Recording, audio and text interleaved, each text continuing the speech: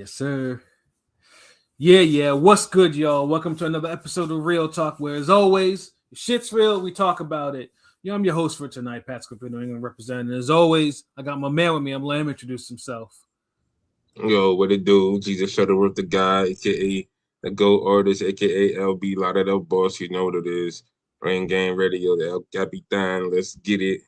Monday night boxing talk, preview, review. You know what it is. Let's get it, nigga. Yeah, World is a op out now. Sample King, Sample Dynasty, all that shit out now. Let's get it, nigga. Yeah. Absolutely, man. Just go to your favorite streaming service, man. And, once you're done listening to the podcast episodes, you listen to some Shuttleworth music. You dig? Him and Roman and Clan with the soulful beats, nigga. You better recognize. And shout outs to Cladarchy, because he actually just sent me some today, actually, on some like, let me know what parts sound better to rap on as a verse, like as a loop. And I was like, okay, damn. Like, he sent me 4 examples. Shout out to DBR. He sent me a couple beats the other day. He got the shout out Key Soprano too. I'm just saying Yeah. Shout out to Key Soprano, because he we still be talking and shit. But yeah, DBR sent me a couple new beats the other day. They were sounding fire. Me and Keys keep fucking around, but me and Keys got like a whole album that we need to put out that we had made, but we just never put it out. And like we need to do that, so that'd be something I try to get done for y'all this year. But yeah, shout outs to the squad, Tunnel Game. We definitely have to get Keith back on here at some point, because obviously, dude, still, I mean, him be having a conversation about boxing and other shit in there. So yeah, definitely have to get him for one of the now that these fights are starting to get announced. We'll definitely have to get him in here for one of these big fights. Yeah. I feel like he'd be more of a boxing fan than I be sometimes, because he be, did you see this? What you think about? I'm like, damn, nigga, I missed this.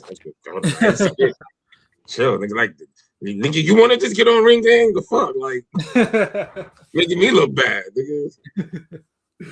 Oh shit, no, but yeah, shout out to Keith, yo. But yo, I got my other man with me. I'm gonna let him introduce himself. West Flies Conscious Pod, the West Coast Avenger, preparing for liftoff. Let's go, Ring Gang. Let's do it. Yes, sir. Pilot Conscious Pod, he stays elevating. You dig? And shout out to King P. P will, depending on the situation, he might join us a little later and whatnot. It is though. But we walk the trio. You know what I'm saying? We like we said, we do this, man, because no matter what combination of Ring Gang members you get, you still get the talk that you want and need. You dig? Yeah, you got the triangle offense tonight. Yeah, you know what it is. Yes, we gonna switch it up. So Pilot, who we banning from the damn Air Force, from the airport? who we saying can't fly no more right now? Like who we banning from the airport? She's flying all right now, but I'm gonna say Alicia Baumgartner. I'm just randomly came to mind because she is her and her couple super fan pages be kind of going ham and saying somebody went life and death when she won like an 8-2 type of thing. So I don't know. I'm gonna say Alicia Baumgartner is fine, little blazing ass. Okay, I feel you. Who you got? I want to say let's ban niggas from the airport who don't appreciate art, who don't like art, and who be projected all types of weirdness on shit and like nice gestures. Mine's just Wilder fans. You niggas. We gonna definitely get that. Like, yeah, you niggas make me sick. British referees too. British refs need to go. Yeah, gotta ban them niggas because that shit was disgusting. But you Wilder fans make me sick. I'm not gonna lie to you. You niggas make me fucking upset. Are they popping back out now? The Wilder fans are kind of coming back outside slowly. Man, hell yeah. But yeah, no. Before we get into that though, because obviously that was like the big fight for this weekend. We gotta give a smooth special shout out to he is the WBO middleweight champion. Damn, an interim status. He is the WBO middleweight champion of the world, Mr. Denzel Bentley. Clap for him. You know what I'm saying? Like I said, though, we've had him on here a couple of times, man. We said, like his time was coming. Like we mentioned before, like he's the only one Janabek could not knock out, and the only one Janabek looked like he was mortal, so to speak. A And- normal well ass deserved. fucking fighter, no fucking boogeyman. You look normal, and you honestly look like a bitch too, because you were scared of that rematch, and And he blocked it him. was Didn't he like, block him on? Didn't he block him on yeah, Twitter? it blocked them, Yeah, yeah, he and it was blocked the them, yeah. only real marketable fight Johnny Beck had. Like, this is the thing, like, dudes always complain about boxing, how nobody earned fights, nobody tries to improve, da da da da. Like Denzel Especially- Bentley, he really went and got it out the mud. Like, he lost a close fight. He said, "Fuck it, let me get back on the grind." Got back on the grind. Lost another. He even took close an fight. L. Yeah, he took an L in between, and Yeah, he came like- back and persevered. Yeah, that. And he kept to it, even if he wasn't crazy active. He stayed to it. He was getting This is knocked middleweight out. too. This is middleweight. Middle- This is the best Yup. storyline in middleweight. This is the best storyline in middleweight. Literally, thank you. Literally, the best storyline in middleweight. So when you see him finally get his just due, and this is the thing, like, he's making the most of his celebrity. He's like, if you follow him on Instagram and shit, like, he's always getting interviews. He's always training. He's always accessible. Like, that's really what you're supposed to be, man. Like, real shit. So, like, I always salute to him. The people who try to do things right. Like, I needed to retweet the artwork on Twitter. I didn't get a chance to, but I definitely got to salute him with that again. So, yeah. Yeah, Fucking absolutely. intern. And then He's a real champ. He's a real champ at 160. Fucking intern. Yeah. He's the actual champ to me. Yeah. I mean, usually I'm a stickler for the whole interims and regulars, but there are always exceptions to the rules, and this one is a huge exception because Jana Beck popped dirty. The IBF stripped him as they should, once they got the B sample. But the WBO for some reason wants to keep him as champion, but Because suspended him. Because Bob Arum, WBO, whatever Bob orders. WBO. We know the vibe. We know the vibe. It's unfortunate though, but yeah, Jana Beck should not be WBO champion. Like, he is the WBO middleweight champion. So WBO should, if they could order a fight with Jana Beck, they can, that. But Denzel Bailey deserves full status as world champion because he earned that shit. But Janabek's suspended for at least like another 8-9 months, right? He's like, yeah. It's like a year. Yeah, like, we just don't really care anymore. Like, bro, like, your time at middleweight kind of came and went. You didn't do anything to move the division forward. Like, he almost fake died trying to make weight anyways. Yeah, like, it was just there, nigga. But yo, Pat, I just want to just clarify something before we get back into the boxing. Like, what I was referring to was the shit that's taking over social media now with the baby and the artwork. And I feel like as an artist, I gotta say a little something, you know what I mean? Like, for little art niggas out there, like, who everybody's acting all funny with the artwork. Like, bro, like, you gifting artwork. Like, look, man, I know black people get funny style with their kids, which is crazy because the amount of abuse that in the black community that people put on children is crazy. But whenever you mention kids or kids involved, niggas just get all uptight and just start acting crazy. Look, man, if you put your kids out on a public platform for everybody, you can't act crazy if niggas is taking that as a kind. You're talking about the baby shit, right? With the yeah. Like, if a nigga broke into your house on some super fan, what's that? Robert De Niro and Wesley Snipes type shit. Like, I know Pat though, that's a random movie, but you get it. Like, yeah, if you break into a nigga house and you go in a nigga daughter room and you steal her fucking picture that's on her desk and you draw it and you show up at a nigga concert with it, then try to give it to nigga, that's weird. That's crazy, but.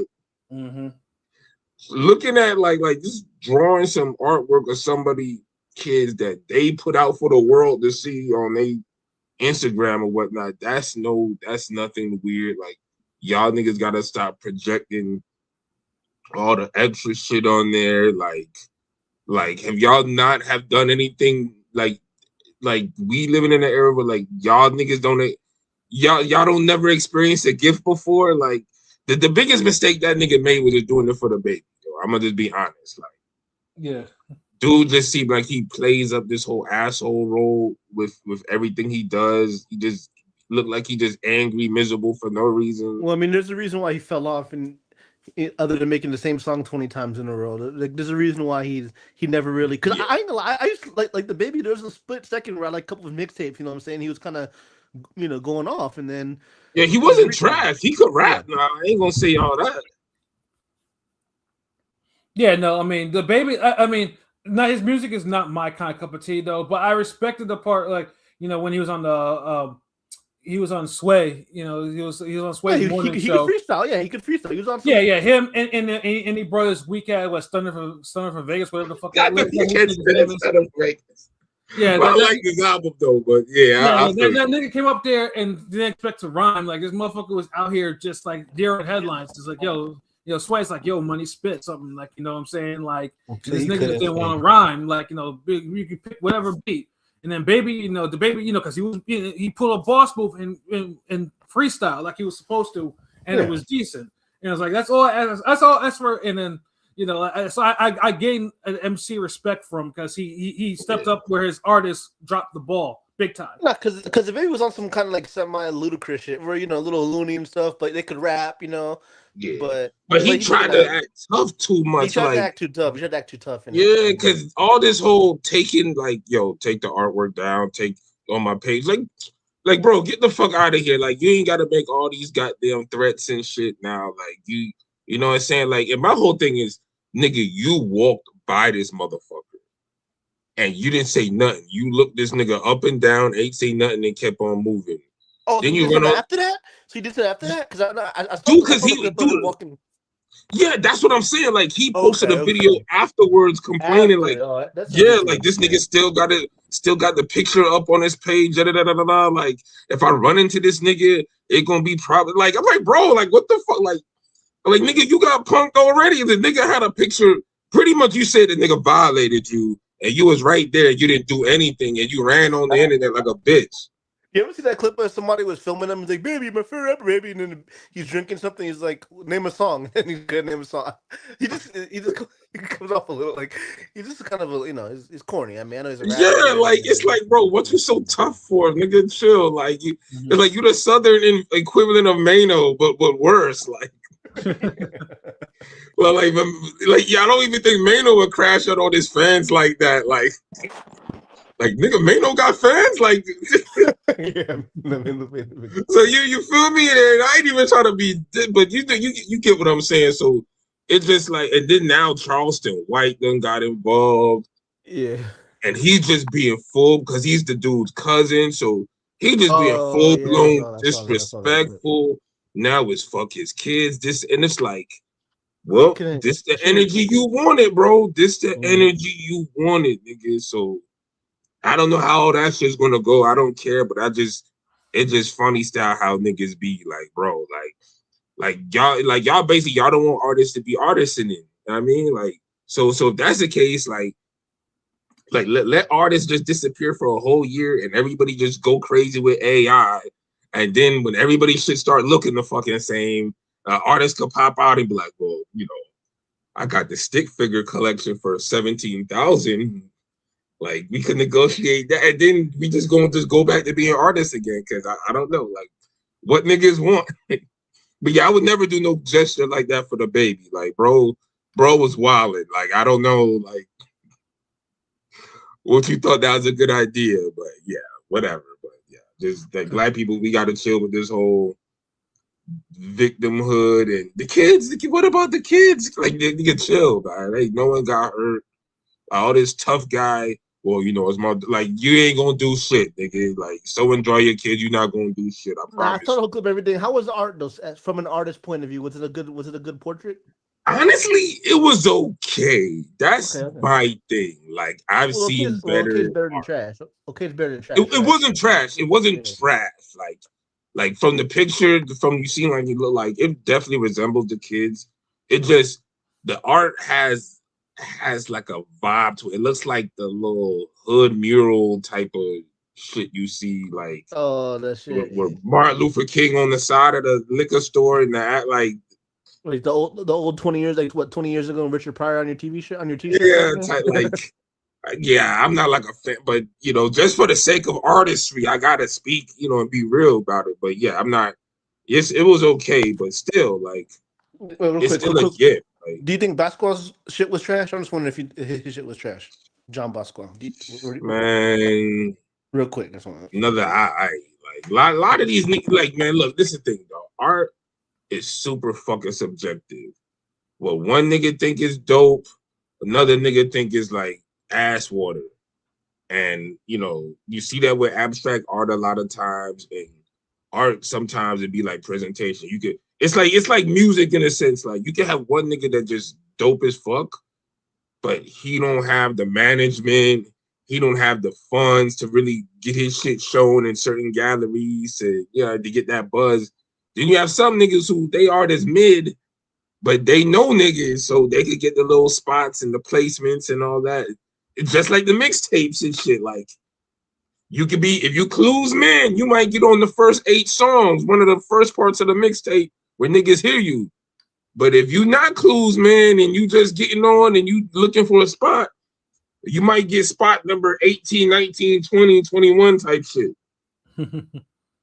I mean, Pat know what I'm talking about. Like, but yeah, that's how art. Like a lot of niggas, shit, is hit or miss to me personally, But then I know I'm speaking of I know my shit ain't hit or miss like that. I know there's boxing art niggas out there who could do boxing better than me, whatever. I just win because off the sheer scope of just pure art, niggas ain't seeing me because most niggas who writing, who draw ain't fucking dropping music. They ain't wrote no fucking book. They ain't, you know what I mean? They ain't animating shit. They not doing comic yeah, that's why it's GOAT artists, nigga. Like, not just good artists. Yes, sir. But yeah, not the digress, but yeah, but you feel me. But yeah, shout out to all the artists out there. Keep doing what you're doing. Just pick your targets with art, man, with your art gifts. Not everybody's a fan of art. You can't force niggas to like the shit you do. But don't let it discourage you. Just keep being humble, do what you do, and just get other, do that shit for other people. Because the baby just the last nigga I would do some art for. I'll just be real with you. Like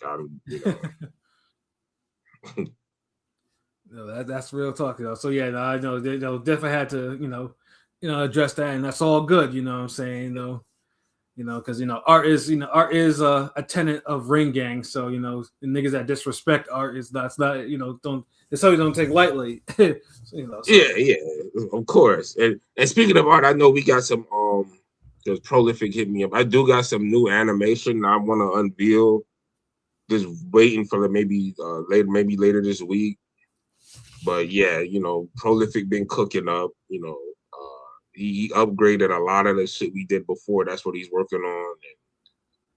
And he got some shit that looks dope, like Pat slamming rats and Pilot throwing huge fireballs, and it just is dope. Like it's real upgraded. Like niggas using the AI and shit now. So yeah, no, I remember you showed me some of that. So you showed me some of that. So yeah, no, I saw it. So yeah. Bro, stay cooking though, and we still have the Lost Cartoon, which is still out there. It's like yeah, like we got 2 of them actually, but just only one of them got kind of put out for the old Spence Crawford shit. But but definitely gonna put y'all onto that and upload that soon for y'all and shit. No so doubt. My bad. We could get to our regularly scheduled program. No doubt, though. But but again, shout out to Denzel Bentley, for winning that title in a damn good fight too. Because Savage came to fight, like I say, we don't get a lot of good middleweight fights, and this one was a really good middleweight fight. It was like I said, there was some good boxing, and it had nice power shots, and then a nice explosive ending. So definitely shout out to Bentley. So it ended it by knockout or decision. It was a stoppage. Yeah, he stoppage. Okay. Yeah. What round? 7.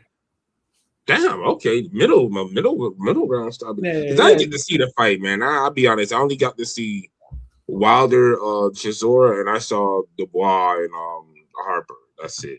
I didn't get to see nothing else. But definitely, shout out to Denzel, and then like I said, we'll probably have to table him, to come back soon, and hopefully by the time he did, the WBO comes to their senses and be like, yeah, this is the WBO. We've had Hassan and Dom be a whole WBO middleweight champion. I mean that's our first male. I don't give us. That's our first male champion that we. Because we got the girl, right? What was her name again? That we interviewed a couple times. We got Franchon, yeah. No, yeah, we got Franchon Cruz, but then we also have the white or European or Australian lady. I'm sorry, K. Scott, nigga. K. Scott too. Yeah, K. Scott. That's the right. Unified. She got blue belts. Brought him back on on per request. So I'm always going to respect K for that. That's so love. respect. That's love. And then now we got our first male champion. We definitely gonna have to holler at him and be like, yo, bring the belt along. I mean, it's been a long time coming. You know how we do. No doubt, though. But yeah, though the main event, though, like I said, Derek Chisora, we got Deontay Wilder, man, and obviously this had the whole feel of a crossroads fight in there because Chisora, although Chisora has actually been on a streak, Chisora's actually he's had some upset wins over Joe Joyce and also Otto Wallin, whereas Wilder, has not had that type of success. He had a very nondescript win on BLK Prime, against someone, and this was after the Parker and the Zhang defeats, and then the Fury, and then the lone win his last on PBC with Hellenius. Yeah, so it's like dude has been dude, and on top of that, dude's had like shoulder surgery and shit like that. So pretty much like while it doesn't seem like Wilder, it's clear that Wilder is definitely deteriorated as a fighter. But it's like one of those things is like, does Wilder have another one-shot quitter on Chisora? And now Chisora, to his credit though, Chisora is tough. He's only even in this like 14 losses, he's only been stopped like 3 times. Or 4, excuse me. He was stopped by Fury twice, but Fury stopped him by TKO, and Hay was the only person that literally ran through him. Hay treated him like he was a sparring partner. That was prime Hay. Yeah.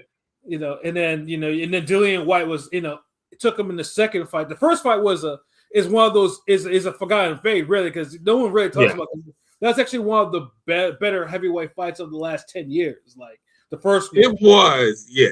It definitely was, and it doesn't get talked about like that. Yeah, it doesn't. It doesn't. Like, you might have to rewatch it or give it some promo or some shit. Yeah, but the second one though, which was a good fight, though, White knocked him cold. Like that's the only time Chisora's actually been out cold in the ring. Where Hay was just putting too many hands on him, but stopped him like early. But White knocked him out cold. How long is Chisora's gimmick? How long has the Chisora Five Guys gimmick been? How long has it been a thing? For like a good minute, like the last 6 years or so. Yeah. Nigga, get he's eating a cheeseburger afterwards. Yeah, get shit and cheeseburger and shit. Yeah. It's cool. It's a cool moment. I ain't gonna lie. It looks like Like every time I see that, it makes me want a cheeseburger though. Like it works. Maybe because he's doing Five Guys in there, and I'm just like, no, I'm good. No, like I'm that one. Now, if he had something else a little bit more foreign, I'd be like, oh, okay. But yeah, now cheeseburger is just like, what you want, halal guys, nigga? What you want, nigga? Actually, that sounds good as fuck, my nigga. Yes, halal guys, nigga. Nigga, get the fuck out of here, nigga. There's a Burger King in that motherfucker. What James Tony said, hey, we want the Burger King. UK, the best food in UK are the ones that are made from fellow immigrants, nigga. And that's the honest truth. So yeah, it has to be, man. It has to be. Like we've seen the cooking shows and shit. We've seen what's over there, man. Yeah, Gordon Ramsay can't save the whole continent. Yeah, I can count on one hand how many times I can only count on one hand how many times I've seen good British food from people. You know what I'm saying? The only 3 people I can count on. It seems like native British food it will clear out your system if you want it to. and that's the thing is like I'm in South Florida, so I've always been privy to all types of different cultural foods and shit. Where certain places it might be blander, and we're like getting some different food is like almost a big thing. I'll never forget, me and Clanarchy was conversating one time, and I was like, yeah, so what you plan on doing this weekend, whatever. And he's like, yeah, da da da da da. And he was like, so me and the wife, we're gonna go and get some curry. We're looking forward to that. And I'm like, damn, that's like some like regular shit for like niggas over here. Like, yeah. But it's like if you're in the UK, it's like you eat that bland ass food, the them World War II rations and shit. You know, niggas say, hey man, you want to go out for curry? That's like, whoa, like yes, Yeah, nigga, like why that's not? Like, that's like saying you're going to a 5-star restaurant, nigga. Yeah. So I was like, damn, like it really hit like that when you know you look forward to going out to get curry.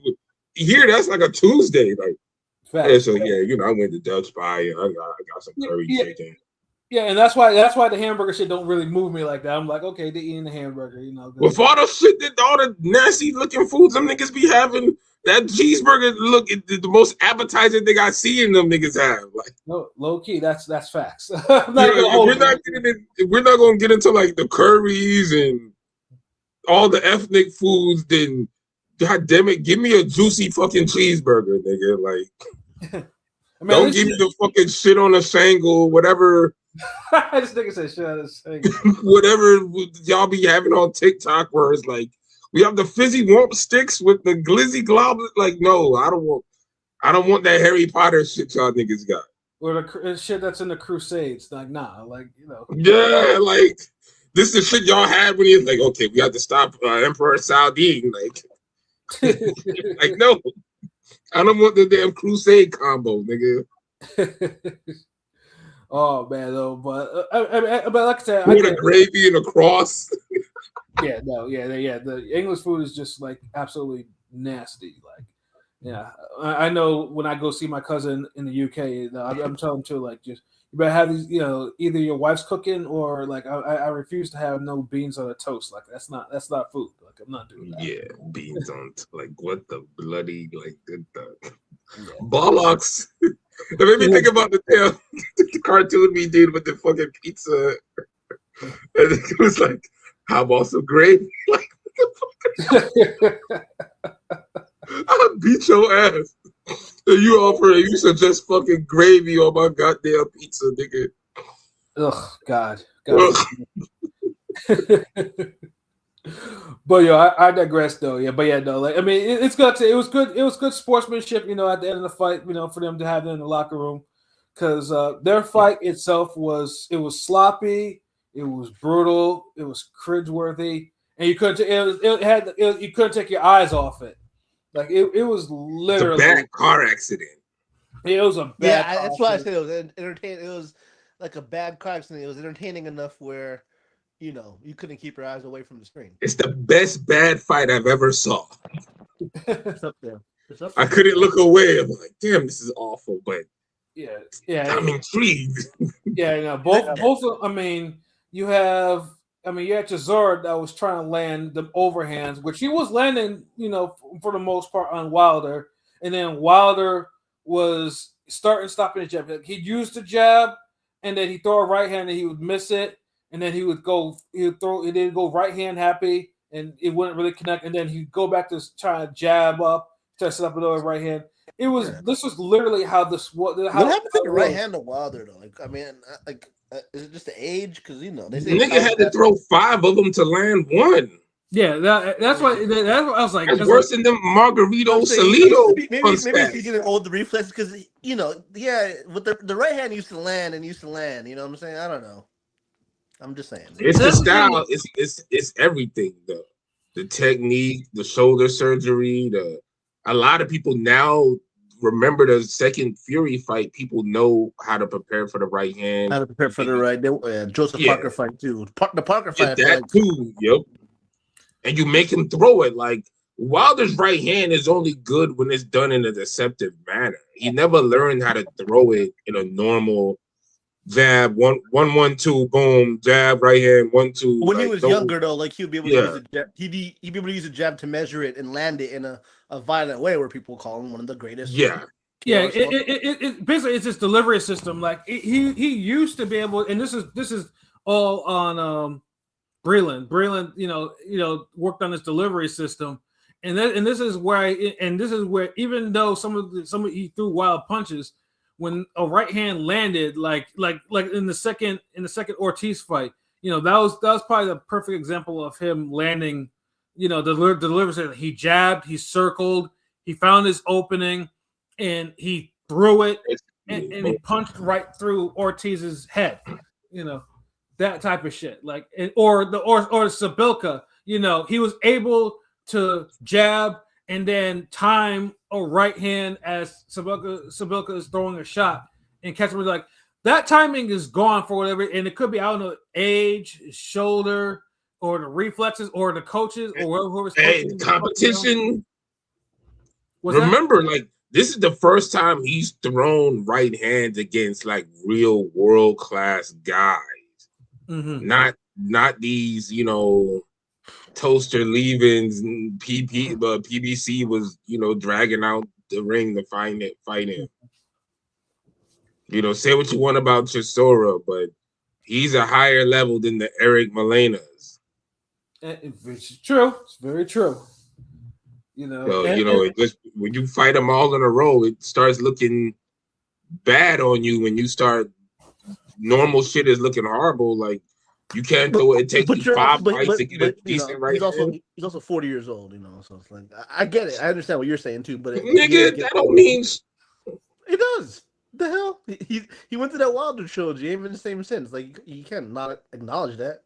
Yeah, but the thing is, though, if you always done something wrong, it don't matter the age. Obviously, we know Wilder's skills never been, I'm just saying he has it built in his cues. He's older and he went through one of the most brutal trilogies of all time in the heavyweight division. I'm just saying it. But the thing is, though, it was just how bad, because usually a fighter shouldn't be, because I know the only time he was actually really inaccurate with his right hand before was in the second Fury fight, where Wilder, for whatever reason, couldn't, he was throwing above Fury's head, which was kind of wild. I don't know why. Because he wasn't, dude, that's why I keep saying, like, he wasn't used to Fury, somebody biting down, chin tuck, going after him, ready to fucking slip, punches, like, he's used to catching and throwing the right hand when people aren't expecting it. Mm-hmm. He, Wilder's good at lulling people with the jab, the distance, the range, and explode. Like, Wilder, that's the one thing age took. He doesn't have the explosiveness no more. Right. Yeah, that's gone. Like, that's really what's gone. And a lot of his punches and knockouts coming off explosive steps and counters, and it's just explosiveness. It's not really any. Yeah, there's some setups and shit, but the explosiveness is what really makes it work. It really snaps, and you don't have that no more. Yeah, obviously against Parker, Parker just simply took away the right hand, and so it never landed on him. Because if you duck it and you can get underneath it, and that's what's happening. Like, Wilder need to switch to the right uppercut, but it's the toolbox, man. Like, a nigga like Wilder, you just want him to do the simple shit correctly, and if you can't get him to do that, you start thinking like, damn, I'm not even gonna have him try to throw an uppercut. And ironically, he was actually throwing them in the Chisora. Like, he was trying to land. He was throwing them wild. Yeah. He just couldn't land them. Just the technique is just so bad.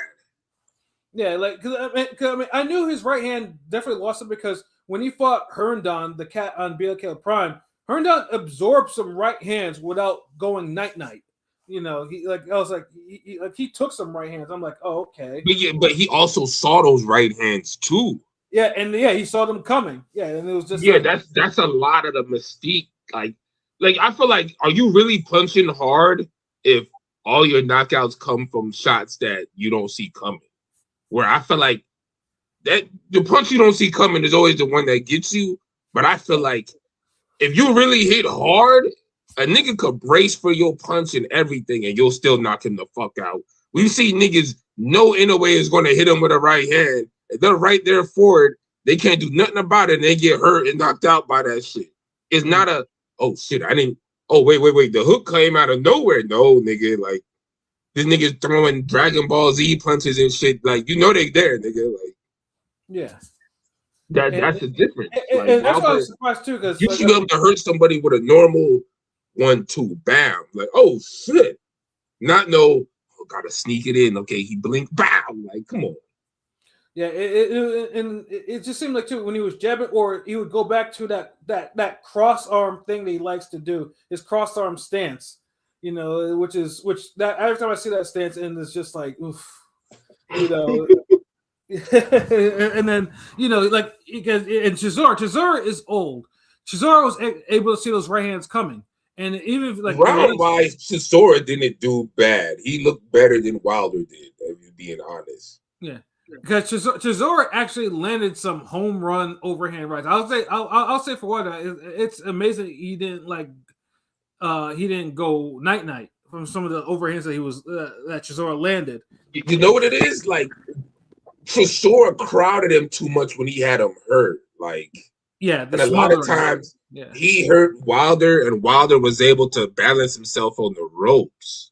Yeah, like he needed to go to the body and make Wilder collapse, come forward, and or land those shots in the middle of the ring. And we have to acknowledge that the referee was on some bullshit too.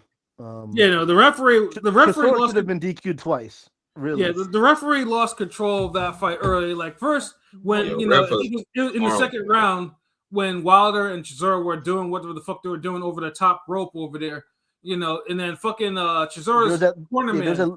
There's a Lutez press too, right? Didn't later on in the fight, where he kind of put his knee in his chest after they fell, like some crazy shit. Wilder need him. Pause. Yeah, I mean, he got a point took for that one. Yeah. But see, that was a bullshit too, because before the point got deducted, though, I'm talking about before the point got deducted, and Wilder hurt Chisora, and well, no, actually, he fell through the ropes. When he fell through the ropes, his trainers were helping him up. You can't do that. Yeah. That was the other time, that was wild. You can't do that, bro. The cornerman, it's very clear. The cornermen are not supposed to come in the ring, for any reason unless the referee says for them to do it, or they're not supposed. But obviously, you could do a 2-round disqualification because that would have pissed off a lot of people in the crowd. And I think the referee gave him the benefit of the doubt on that one, or just didn't care to enforce it. But the second one was where Chisora's cornerman again is helping him. It's like someone needs a refresher on the course. Like you're not supposed to touch dude at all. Like unassisted unless the referee waves that shit off. This shit was turning into damn cleverly Kovalev. Yeah, exactly. Like I don't know what niggas was like. I don't know. I mean, I'd say Chisora. I'd be pissed if I was Chisora. I'd be pissed at this cornerman and be like, "Yo, do you not know the rules? Like, you could have gotten me DQ'd." The referee lost control of the fight, and he wasn't confident. Like he didn't. I mean, he called knockdowns that were kind of slips. He called, the referee, the performance he failed in this for. Like, I think the referee and the fighters all had, the performances were lacking. They all get like a C-. Yeah, but yeah, the ref, obviously, the referee can, I think, needs to go work on some club shows before he gets another high level. And he didn't even get reprimanded for that bullshit. He stopped Wilder. I mean, Wilder was gonna stop him with the "I love you," Shawn Michaels, Ric Flair meme shit. The "I love you." I'm sorry, I love you. Yeah. He does that and he misses the punch. Yeah, he missed it. He didn't. Yeah, that was like if Shawn Michaels missed the sweet chin music on Ric Flair. But either way, the referee kind of got in the way when Chisora was hurt. Chisora was laboring and hurt bad, and while I mean clearly you don't have to be American to see there was some UK bias in that fight.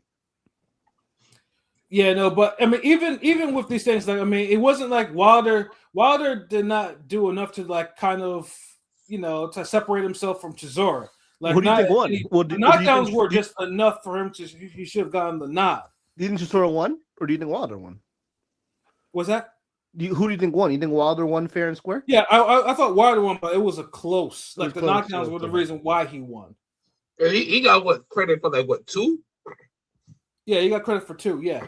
And then he got dropped in that low key. that wasn't even a real knockdown for real. I ain't gonna lie, that was kind of iffy when he got. Yeah, pinned. they But counted it. The ref was quick to call him knockdown though. I'm just saying, like I'm a, the ref. Yeah, like, I mean, Wilder shit looked more like a off balance, but a punch landed, so it's like I get it.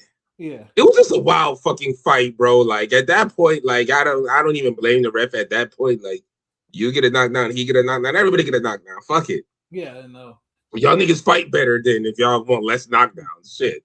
I mean, regardless of that, I mean, it's not a good look for either guy. Just for these knockdowns that the guys that they suffer too. Like, yeah. And it was just a brutal. Like Wilder. The crazy part is, I still don't know who really wins in their prime. Facts, yeah. Like this fight didn't answer anything because Wilder won by the skin of his teeth, like barely won. Like it feel like honestly, this feel like it would be like it almost is like a heavyweight version of Ryan Garcia, Devin Haney, and no one juiced. Where it's like, because I feel like Chisora was like controlling the rounds more so. He was. Where it's like Wilder would control some rounds. Okay, yeah, I can see what you're saying. Yeah, like Wilder was struggling to control the rounds. Like Wilder was Ryan Garcia, right? Wilder was Ryan Garcia in this instance.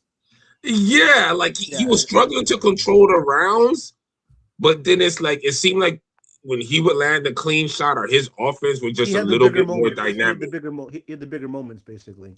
Yeah, and the knockdowns helped that, but Chisora was having the more steady, like controlling everything more so.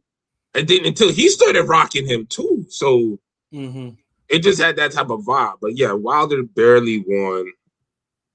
And they both need to retire. Like y'all niggas talking about Keith Thurman need to retire. No, like I'm more in line with King P saying, it was just a bad style matchup. Like, let me see Thurman, have another tough fight like that. Then maybe you could say that shit. But Wilder and Chisora, nah. Like y'all niggas is like 10 years past it. Like in like.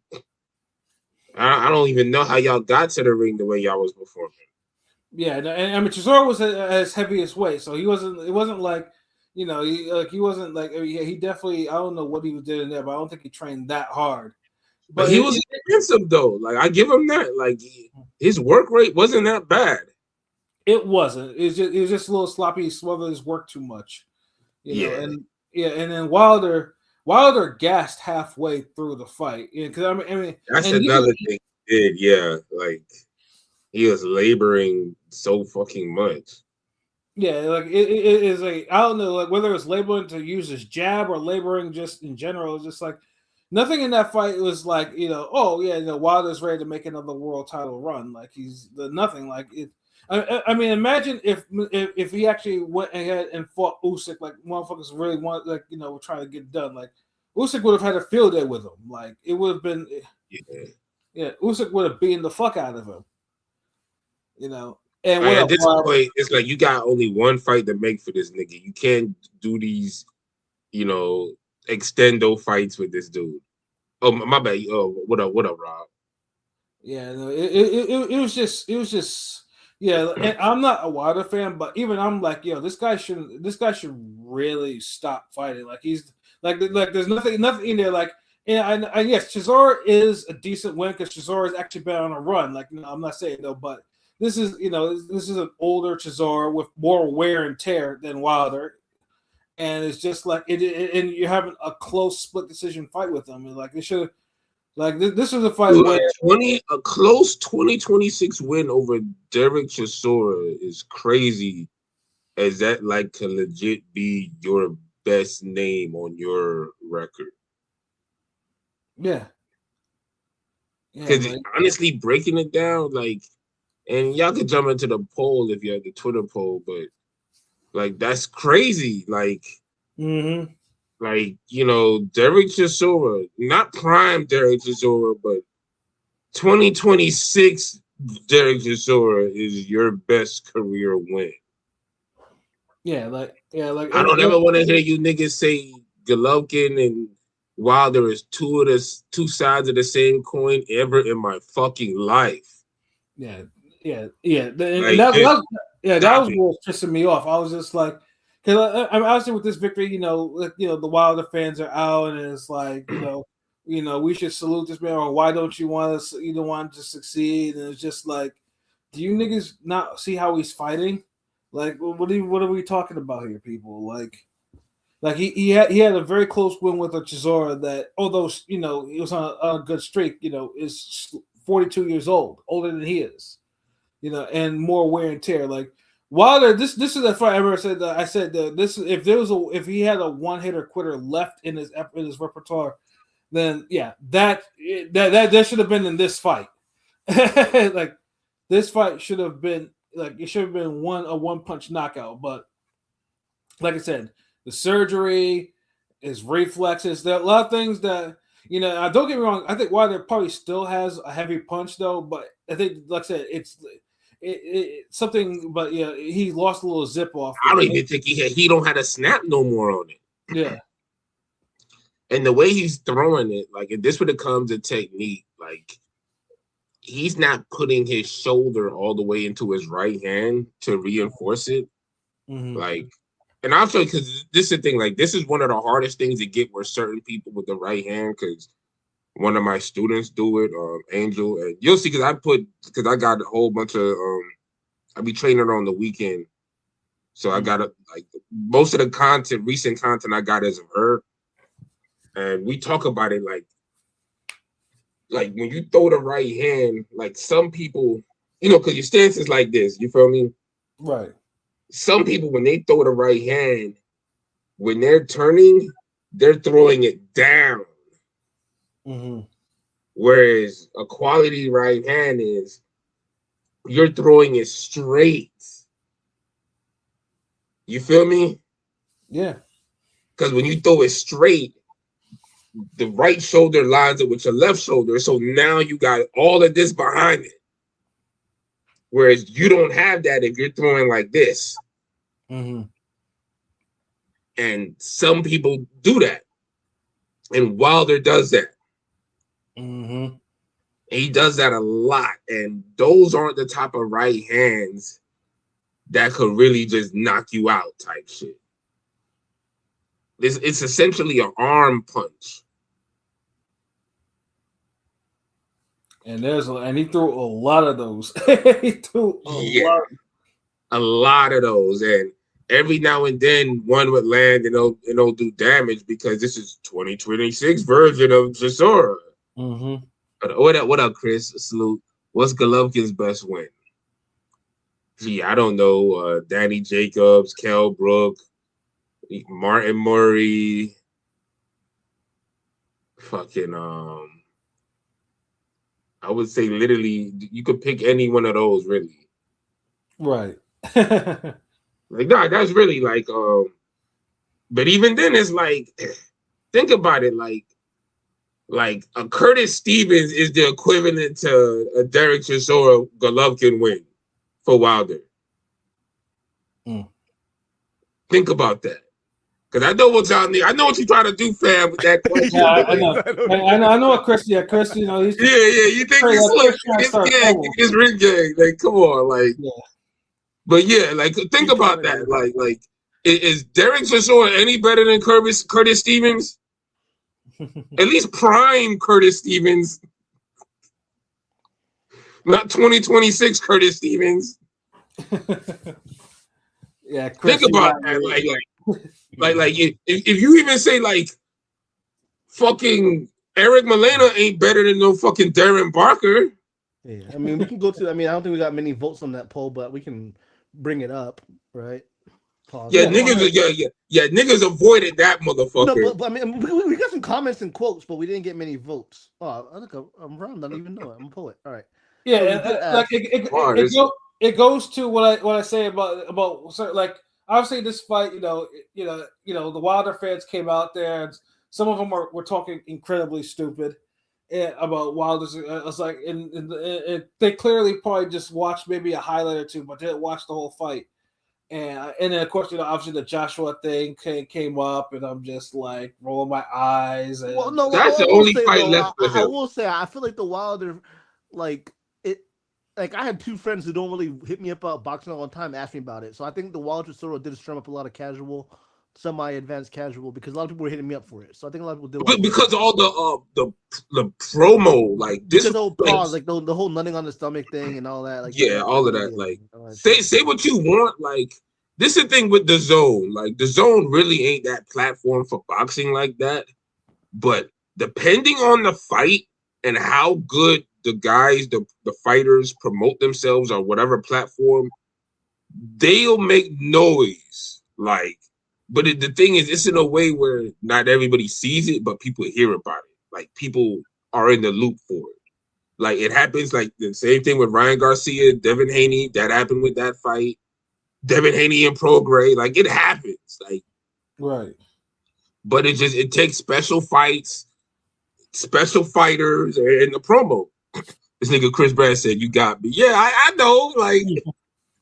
Like come on. Like we grew up. Like we've been defending the Golovkin slander for a minute, bro. Yeah, y'all gotta try harder than that. But yeah, like y'all just like let's stop with the whole Wilder and Golovkin are on the same level. Like if both Hall of Fame, but one is Hall of Fame for really being Hall of Fame. The other one's Hall of Fame circumstantial reasons.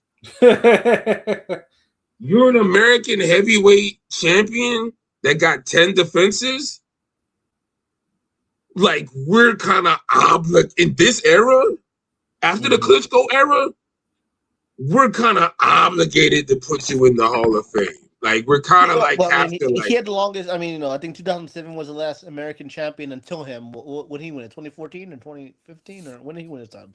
I don't know when he won it, but he won. Yeah, Wilder won his belt in 2015, and so then the longest drought. The 8 years was the longest drought in history for American boxing between the heavyweight champions. So him getting that decade-long Faces of American, and he does have the 6th longest, whatever you want to say, that 11 or 10 fight defense streak for the WBC title is what it is against who he fought. Yeah, but it's against still, the Marion man of Midland. It's still a record in time, and he's gonna be in the Hall of Fame off of that. I mean, you got hit records and you got records, nigga. This is just a record. Yeah, but is this hard though? Because like I said, that Chisora fight is probably Wilder's. It's a top 3 win for Wilder. Like it's top 3. It is literally the top win. It's the best fucking win. Like, literally, it is. Like, and that's why we did the Luis Ortiz, because the thing is this: you can say Luis Ortiz was prime. You can say he's more skilled. You can say he's all of that and above over Chisora. But at the end of the day, Chisora fought who's who. Chisora fought everybody. Chisora has better wins and performances than Luis Ortiz. Mm-hmm. Like Ortiz really what it is. Ortiz really just has the Jennings fight. That's his magnum opus. Well, Jennings. You can give him a Charles Martin. Yeah, but it's like you can give him Martin because. But it's like, bro, like the Charles Martin fight, like. You was getting your ass, like, bro, like he was getting whooped on. Yeah, he was getting. But a hype, you were supposed to destroy Charles Martin, and Charles Martin was destroying you. I'll just mention it. I won't go, but we did ask between Chisora and Luis Ortiz. Got a few votes with 80% saying Chisora, 20% for Ortiz. Check us out at Ring Air Radio. Yeah, as it should be. Like, but whoever voted for Luis Ortiz, like, you tell me you're a Cuban refugee or something, nigga. Like. Yeah, I mean, hell, Chisora Ortiz, like they share. I mean, they both beat Scott, but Chisora actually managed to stop Scott, whereas Ortiz could not cut off the ring against Malik Scott. And I mean, and of course, that's Scott's last fight because no one wanted to see him on TV after that one. So it's like, So it's like Chisora, even in some head-to-heads, Chisora performed better. So it's like, yeah. So, but the Cuban school of boxing, the Cuban school of there, ladies and gentlemen, there goes your fucking Cuban school of boxing. Yeah, like a guy couldn't have a better career than fucking Derek Chisora. Mm-hmm. Like, yeah, that's what you're like. This is literally saying looking at Golovkin's resume and saying, "Damn, who had the better career, Curtis Stevens or Martin Murray?" Type shit. Like that's what we're like literally what we're like. Come on, like. So yeah, we just got to stop that. Like yeah, like I mean, I get it. like, I know. don't bring Wilder. Don't try to bring down Golovkin to Wilder's level. Like even if you want to say Wilder's great, we show you in the music episodes that there's levels to greatness. Like there's reasonable doubt greatness. Then there's dark and hell is hot greatness. Where it stood out among the best in a year where everybody was dropping heat. Whereas reasonable doubt was like, yeah, it was cool, but like it was the bitch that got into the club later that night, but the dime's already in, and you know, that's all we care about. Like we don't care about the 7 that walked in later. Like so yeah, you gotta the circumstance, man. So yeah, like when y'all analyzing shit, you gotta look at the whole picture, man. Like yeah. And I get it. Like I said, Wilder's exciting, and yes, you know, he was knocking out what he was doing, knocking out on regular PBC TV.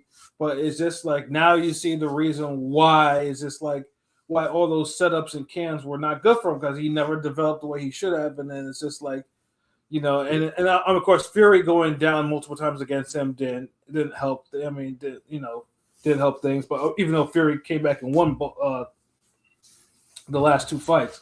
But it's just like Wilder, like people like to overstate Wilder is, you know, ability. He got a bronze medal, like so that helps his case too. So he'll like I said, he gets in the Hall of Fame. Just he gets in on a little in circumstantial like he gets in differently than a nigga like Golovkin and James Toney and Tim Bradley. You know what I mean? It's different ways to get in. Right. You know, like I said, those are all-time greats. Wilder is not a top 20 heavyweight, not of all time. He's probably not even top 30. To be honest, so. Nigga, not a better heavyweight than John Ruiz, if we being honest.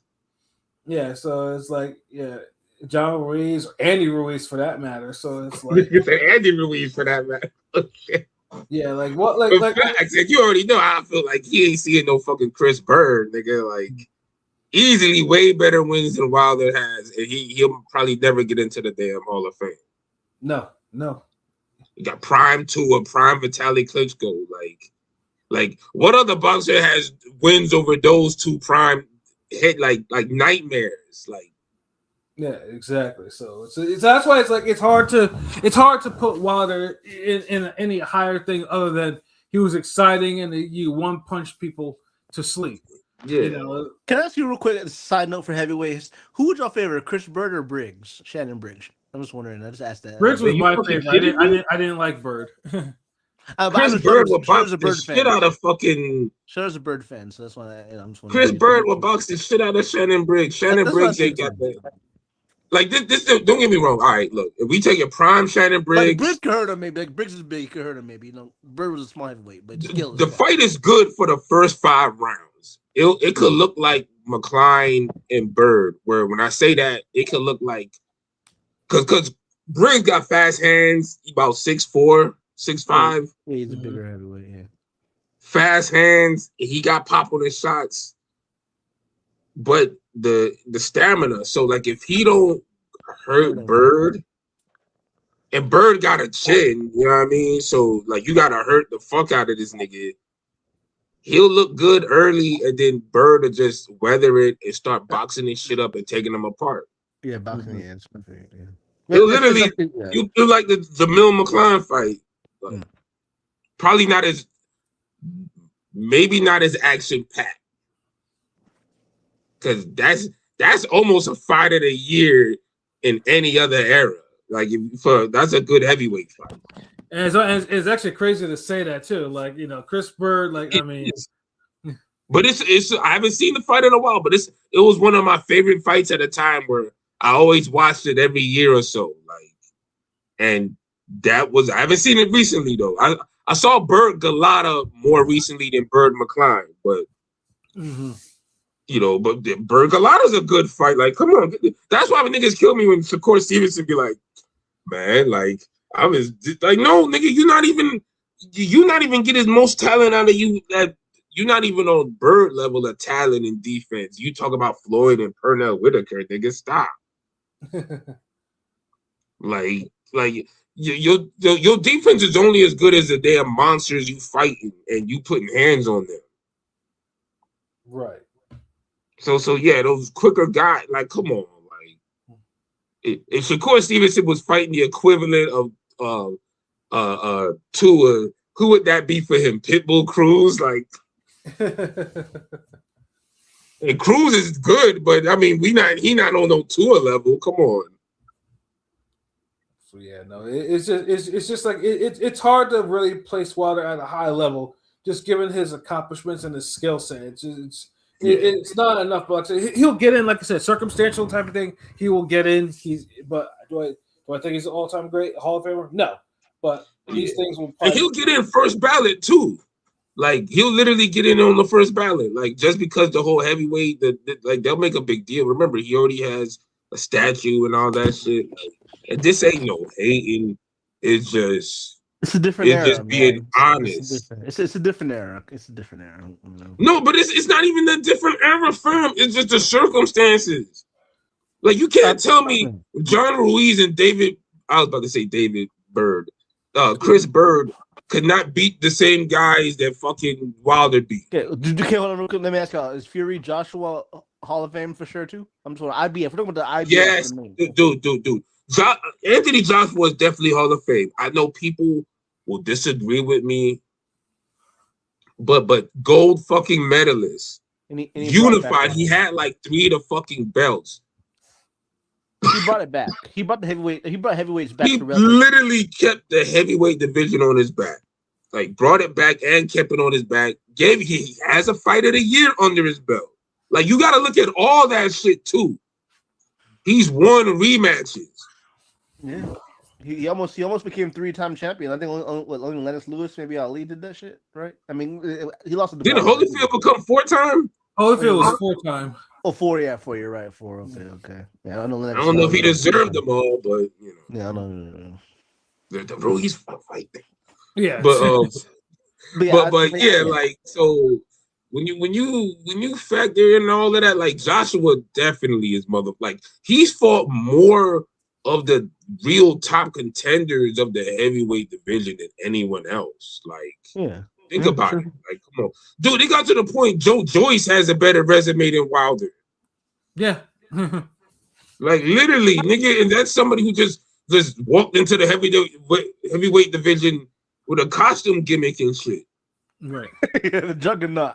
Yeah, like, come on, man. Like, and he didn't complain about his costume being. He came in now his brain, and now his noodles scrambled. That nigga's pretty much done now. Like, he's just like Wilder. Like, both these niggas need to go. Like, like, if Wilder wants to fight Joshua, yes, but I wouldn't even It's not. I don't want to see I don't want to see Usyk Wilder because Usyk will be getting 2 freebies in a row. Because by all accounts, though, Parker, because we already know Usyk is Usyk's first ballot for sure. You know, Alexander Usyk first ballot. Yeah, Usyk's the Hall of Famer. I would even go as far as saying Tyson Fury's a Hall of Famer because if you're gonna, if Wilder's a Hall of Famer, the guy who fucking beat him gotta be fucking Hall of Famer, and especially where he has his own wins. He has the win over Klitschko. He ended an era. But a guy that might not get him, who should, is Joseph Parker. You know, I'm not knowing just talking because Parker has a better resume than Deontay Wilder, but he can get the benefit of the doubt because he's from Australia and nobody really gives a shit about him because he's kind of boring. That and he never had a championship reign, like a great reign, a really solid. Like Joseph Parker needed the Dubois win. Yeah, he did. Like, hold on, wait, hold on, he fight Dubois yet? No, it's supposed to happen, and somebody pulled out, and that's when the Bacoli, and then Bacoli came in and got knocked out in 1 round.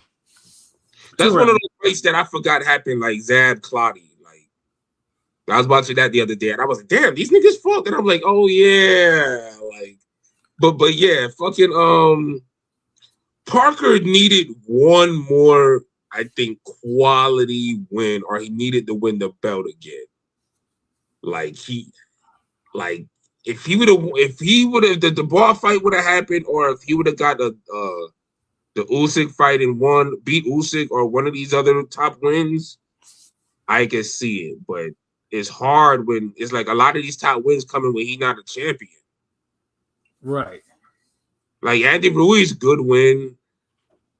Like so, it's hard, bro. But yeah, like it's like Keith Thurman. Like I want to say he a Hall of Famer, but I know he really not. But then you ain't gonna tell me Spence a Hall of Famer either. I mean, I don't think no one from that PBC 147 generation is a Hall of Famer. I'll say this, dude. Broner has the better shot of being a Hall of Famer than all of them, only because he did the 4-division thing. The third youngest. And that's not something that you just don't up and do that. Like that, you gotta do. So I get that. Even though you might say they've had better careers because they don't have the losses, he has that over them niggas. Well, I mean, Porter's already on the ballot. Porter plays the game where he's like a media guy, right? So so that's how nigga that kid like let me be on the ballot in 10 years, nigga. Like all the shit for boxing I do, nigga. Damn. Porter was cool though. I mean, I'm not trying to I ain't hating. But yeah, like Pat, right? Like from that era, like a lot of them niggas ain't getting on that shit. They shouldn't be. But like I said, if Porter's on there, then the others will probably follow suit. It's kind of crazy though, because if you think if Danny Garcia was able to beat Lara and Keith was able to beat Thurman, that might have solidified him to get in. You know what I'm saying? That might have been like that might have been like the okay. That was their last hopes, really. Yeah. If Danny would have beat Garcia, I'm doing the Lara, same. Lara. Yeah, Lara, because you said that Keith would have beat Thurman, like. I mean, I meant Fundora. You know what I meant? Yeah, I know. I just didn't call it out. Like, but both those guys lost. Pretty much. I don't know. Keith's gonna fight again. Yeah. Keith, I saw a video. Shout out Keith. He's in good spirit. I saw the stitches on his head. That motherfucker got fucked up. but but he's healing fast though. I ain't gonna lie. He's healing fast for a light skinned nigga. Like I'll give him that. Like I expected him to look a little more beat up still. Yeah.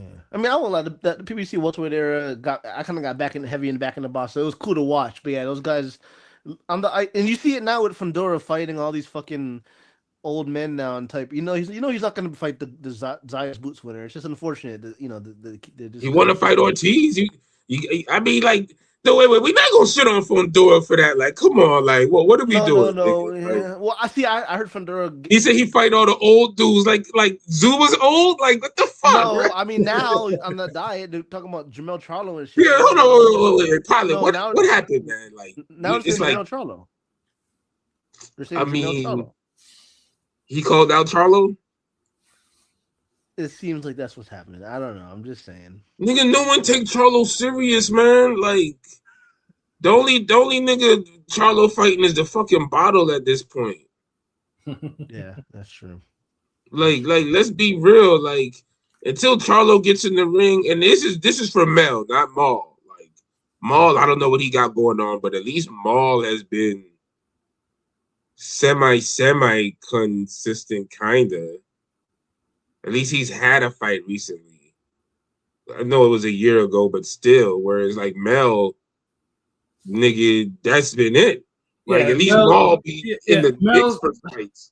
Mel made a business decision, took a knee against Canelo, got his money, and has just been on some old bullshit since, which kills me because he actually is one of the few Hall of Famers on PBC that he has a strong chance he can be one. Well, he's definitely a Hall of Famer to me right now. Well, because he's the first four belt 154 champion, so you gotta kind of get. Well, that and he has quality wins over different eras of 154. Like, dude, it's the thing. It's what who we was it Tony, not fucking Tony, Joseph. It's what we're saying. Joseph Parker lacked, like, because it's the thing. Mel has quality wins as a contender and as a champion. Where I feel like you gotta kind of have both. To like be in the Hall of Fame. You can't be one of those niggas who you beat everybody, you beat all the killers on your way up, but as soon as you got up, you just took it easy. Exactly.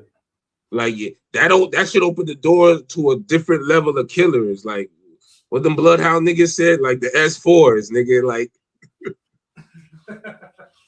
hey yo, Pat, I just got one more episode. I was saving it to after this because I wanted to talk about it, but I just ain't had the time to watch the last one. Like I had to take a nap, so That was like an hour and 17-minute nap. It Word. wasn't enough, so my bad. Forgive me. I'm still like tired, but the good boxing talk y'all niggas bring always wakes me back up. But Well, yeah, no, like you gotta have. I'm sorry. What you about to say? Yeah, no, yeah. We'll definitely do a review on that. Probably maybe next week or so. Well, Yeah, for sure. but yeah, that's what I'm saying. Like that big. I'm just wrapping up with that. Like you gotta have quality wins on both sides of the game. You can't, because we all seen Rocky 3. You can't just you get that good championship win, but then it's like you gotta do more. Like you can't. Mickey said you can't just fight all these bums and shit. Like that's why we so critical of Wilder, because he's fighting all these S-class niggas and he's getting his ass up and looking bad in these shits. Right. Where on his way up he ain't fight nobody, and when he was a champion, fight nobody. They was milking this shit. Like he was an overachiever. That's really what it is. Yeah, and then he only lost his belt because he cherry picked, and and the cherry picker ends up beating the living shit out of him. So it's like, and he wasn't humble enough to realize what happened. Look, man, like look, real talk, just on some life shit. Me and my old friend, we say this all the time. And shout out my nigga Jonathan. Because he's the dude, my nigga from down. He the one who helped set up the whole Ring Gang website and all that shit. There's one saying we always like to say. That's like, yo, take the wins off the table. Like a lot of times, niggas try to extend certain moments that ain't meant to be extended. Like once Wilder got a draw with Fury, because he really should have lost. Yes, absolutely. He really should have lost. But once he got that draw for Fury, he should have treated it like, hey, like, I'm good on dude. Like, I'm going to fight Brazil and these other niggas, and I'm going to go after Joshua. Like, if, I'm going to fight all these UK niggas now. Like, I got a draw with Fury. Let me fight Joshua now. Like, I'll still never forgive that shit for never happening. I'm sorry. Like even after Joshua lost Ruiz, I mean, and won it belt back, that still at the apex could have been for, even though we got the trilogy with Wilder, with Fury Wilder, I feel like we missed one in history, obviously, with Joshua. And it still could make noise right now. It really could. But it's not. No, it's not. It's definitely not the same. But I'd rather see Joshua Wilder if they ever fight again than Usyk Wilder, because Usyk will be getting 2 freebies in a row, and the heavyweight division is too popping for this nigga to be all-time great getting 2 freebies in a row. Like, and yes, Wilder would be considered a freebie for Usyk after fighting that fucking kickboxer that nobody fucking knows and cares about. I think he was on. I think he showed up, right, Pat? He showed up on there a little bit real quick. Yeah, he showed up there, but no one knew who he was. Really. Yeah, like, who the fuck, this regular nigga? Like, so, because it's like, bro, like, you can't be getting 2 freebies when you got Caballero, Wardley, and then Moses out there, Atama. Like, nah, that's too many killers right there for you to get 2 freebies. You already know he's not fighting him. He already called after he knocked out Dubois, and he called and then we gotta call it as some whole shit. Yeah, because remember he called out the 2 names he called out was Joshua and Usyk. I mean Joshua and Fury again. Like, come on, man, you beat both of them twice. You beat both of the niggas twice handily. Like, what I'm saying? Like, why you think Like, oh man, we don't want to see the Wilder fight either. Like, especially like if he wasn't fighting the kickboxer, then the Wilder fight is okay. Yeah, but you having both is like, come on, like. You can get fat payday. You can get some big paydays for that too. That's worse than the fucking. I'm gonna fight Frank Martin and then Lamont Roach. And y'all niggas bitched about that. So don't give me this fucking random kickboxer. I'm gonna fight a Don from Street Fighter 2. I'm gonna fight Wilder. Like, no. Like, we not doing that shit. Like, no, I'm calling that out. Like, niggas gonna have to start having some integrity. Exactly. So, but yeah, no. But like I said, I mean, Wilder it buzzed, and it was the good sportsmanship. Those were the positives of it. both guys didn't seem to take, didn't mind that, it was a sloppy, violent affair or whatever though. But yeah, both guys should really call it a day. Like Wilder, I like, if anyone that loves that guy, that's in his corner, like needs to tell, go a split decision win over Chisora, a very is not the biz. Like, go out, you go out before, someone else puts you out. That's not happening though. I see that nigga like that dude Tate Jones. This dude's out there that's just not gonna, that's enabling it. They want to be along for the ride. Hold on, what are they saying? Because I'm not seeing all these pro Wilder tweets like that. Like I'm more on reality Twitter. I don't know. I get some weird shit. I just get a lot of stands. Like you and Pat be having the fantasy Twitter. Like y'all be having the Twitter. I mean, I get a few with the Wilder better than Golovkin shit, but the shit y'all be saying, like niggas is really out there picking Wilder to like win future fights. Well, yeah. No, I mean, because they talk about Joshua Wilder and they talk about how Joshua got his swagger back, but Joshua's fighting Ngannou and fighting Jake Paul, whereas Wilder's fighting Chisora. So it's like, I'm just saying that's the shit here. Nigga, Joshua was doing that for the integrity of the goddamn sport. Like, that's another reason why he's a Hall of Famer. Because there's nobody else consistent enough that you could call out to save the integrity of the sport. Like, Wilder might fuck around and damn lose to Jake Paul. Like, nigga, like, come on. Like, right. Ngannou, he might very well lose to Ngannou. We seen what fucking Fury did. Joshua was the only nigga who just, he's like the bat signal. You get Police Commissioner Gordon on the damn fucking skyscraper and you put that motherfucker out.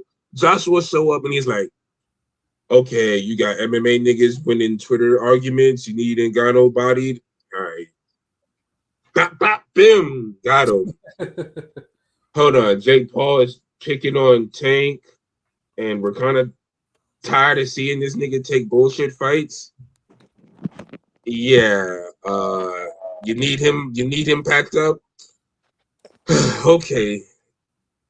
Bim, like. You couldn't count on these other heavyweights to do that shit, man.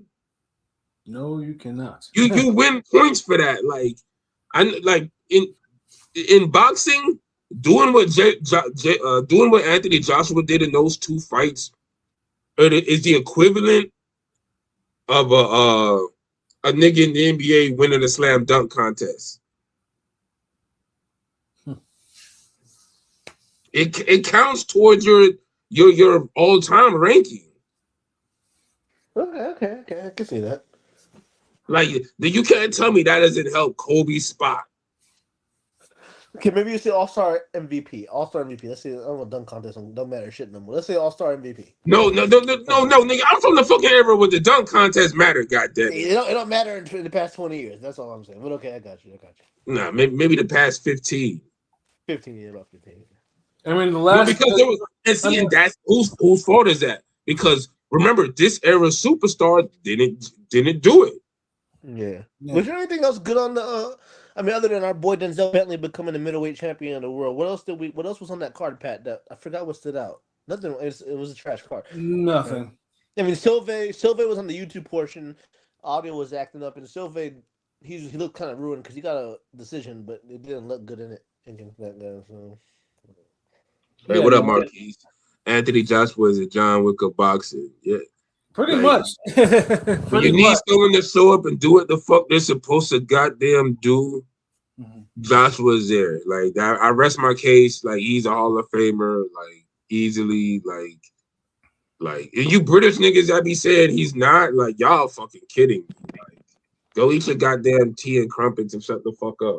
Yeah, and then I'm glad Chisora's gonna retire. And you niggas with this Wilder shit, he's gonna break your heart again. Like, Wilder is done. He's done. No matter how much of the fantasies you want to see, if you want to see a Joshua fight, Wilder is done as a fighter.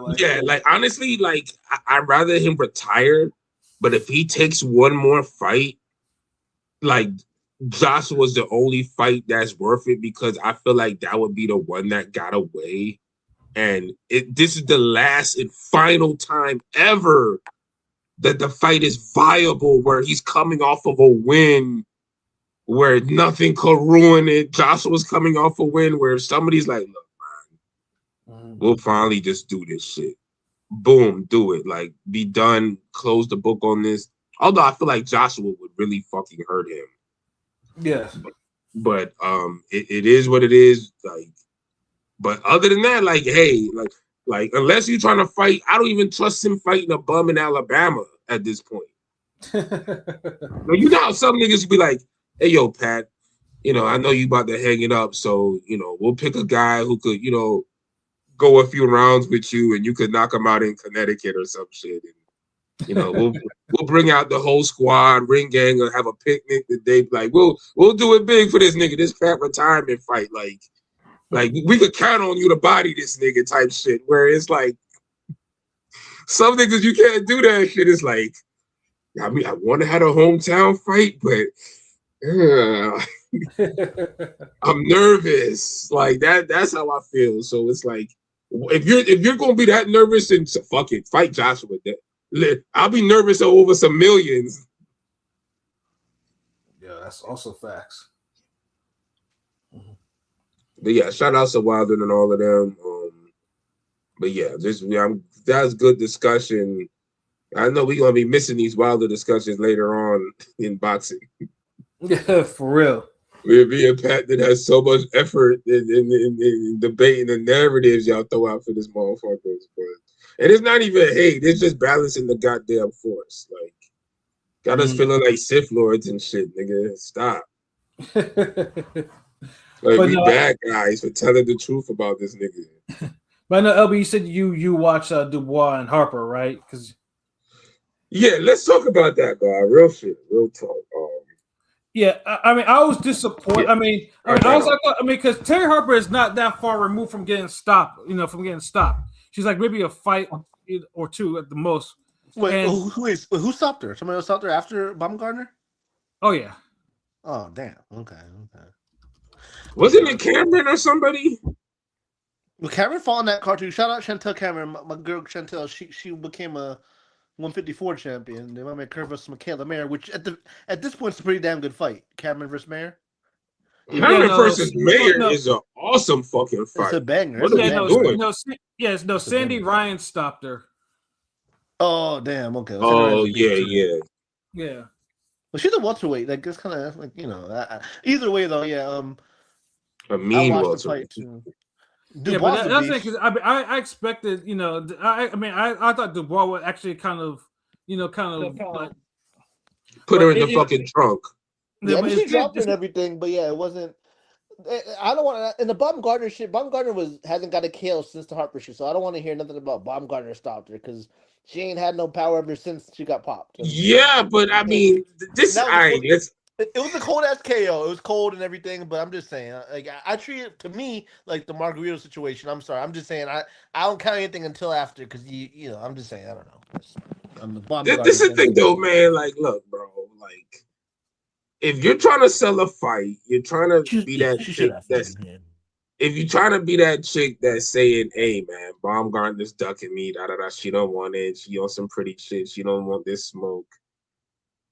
And you're finally fighting someone that she stopped, and we're doing the whole comparison game. Like, shout outs to Floyd and Pacquiao because they was doing that, and Floyd and Cotto. Like, we've been in boxing the comparison game, and you get a chance to do the comparison game, and you underperform. The knockdown was literally the highlight of the whole fight. There was nothing else of quality of that fucking boring ass fight. Where Dubois didn't seem like she was punching enough. She was letting Harper jab her at some point. She would throw a hard counter.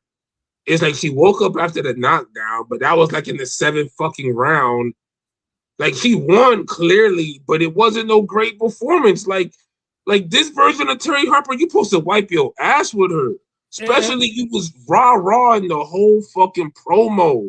Yeah, and again, the jab is the most underrated weapon in sport. Like I said, all you need is a good jab, and against the right fighter, the fucking world. Yeah, it makes a little work. And then it just seemed like Dubois looked so basic. It's just like, yeah. Like that's what was getting me. I'm like, Harper yo, was doing a good job with her. I mean, to give her, I'm gonna give Harper some credit. She was doing a good job with dismanagement. She was doing a decent job with not being in the way of shots, which she usually is. she was. That's her style. But Dubois wasn't doing enough to make it a big deal. We weren't watching fucking Shaka Tito and Kudras, bro. Like they weren't going at it like that where you could really, this wasn't Sean Porter, Devin Alexander, like where a nigga really going at it, and you got to really step around and move and like, hold on, whoa, jab. Okay, like, you know what I mean? Like, this ain't even Matisse Zab, nigga. Like, there was like no pressure coming from Dubois, and it's like, I gotta call it out. Like, I know motherfuckers can hate niggas, but like, dude, you light skinned piece of shit. I know you're only saying this because you light skinned and then Lisa Baumgartner, you light skinned niggas stick together.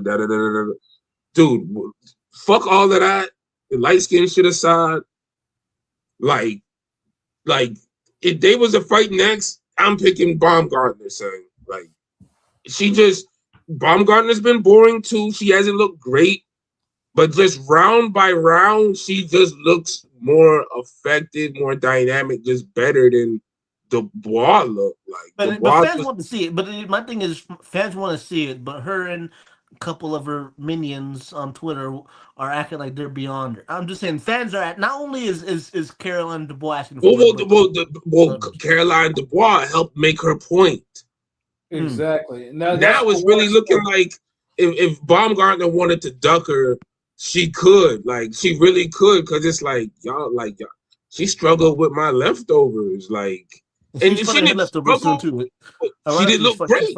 She's fighting Dubois leftovers in a couple weeks too, so that's kind of So now if Baumgartner blasts her out or beats her ass, let's say what you want about Baumgartner's last couple fights, she's at least been putting hands on people. And she's won the fight. It's not like she had a questionable decision. She has won the fight. Yeah. Like, she may get hit up a few rounds, whatever, but she's putting hands on these broads. Like, Dubois ain't putting hands on these women like that. Like the Harper, like, you supposed to put hands on Harper.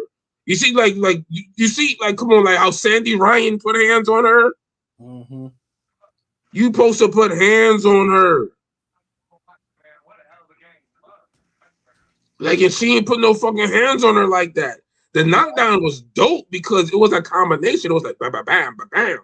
Yeah. But we needed more of that, and there wasn't. And too, where Harper did get like that nasty cut or whatever, but it was just like Harper. But it should have been where Dubois should have been able to kind of try to force a stoppage. But Harper just, she let Harper have too many moments in the latter half of the fight, especially after the knockdown, and it just wasn't a good look just for Harper to be kind of still standing and still clear-eyed and everything, Yeah, I wasn't impressed. Like, look, like, and we love women's boxing at Ring Game. So, like, compare this performance to Mikaela Mayer's last performance when she went to Canada and moved up in weight.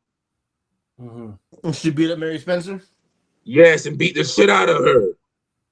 Yeah, she did. Like, if you need to look like that when you're calling someone out trying to get a big fight.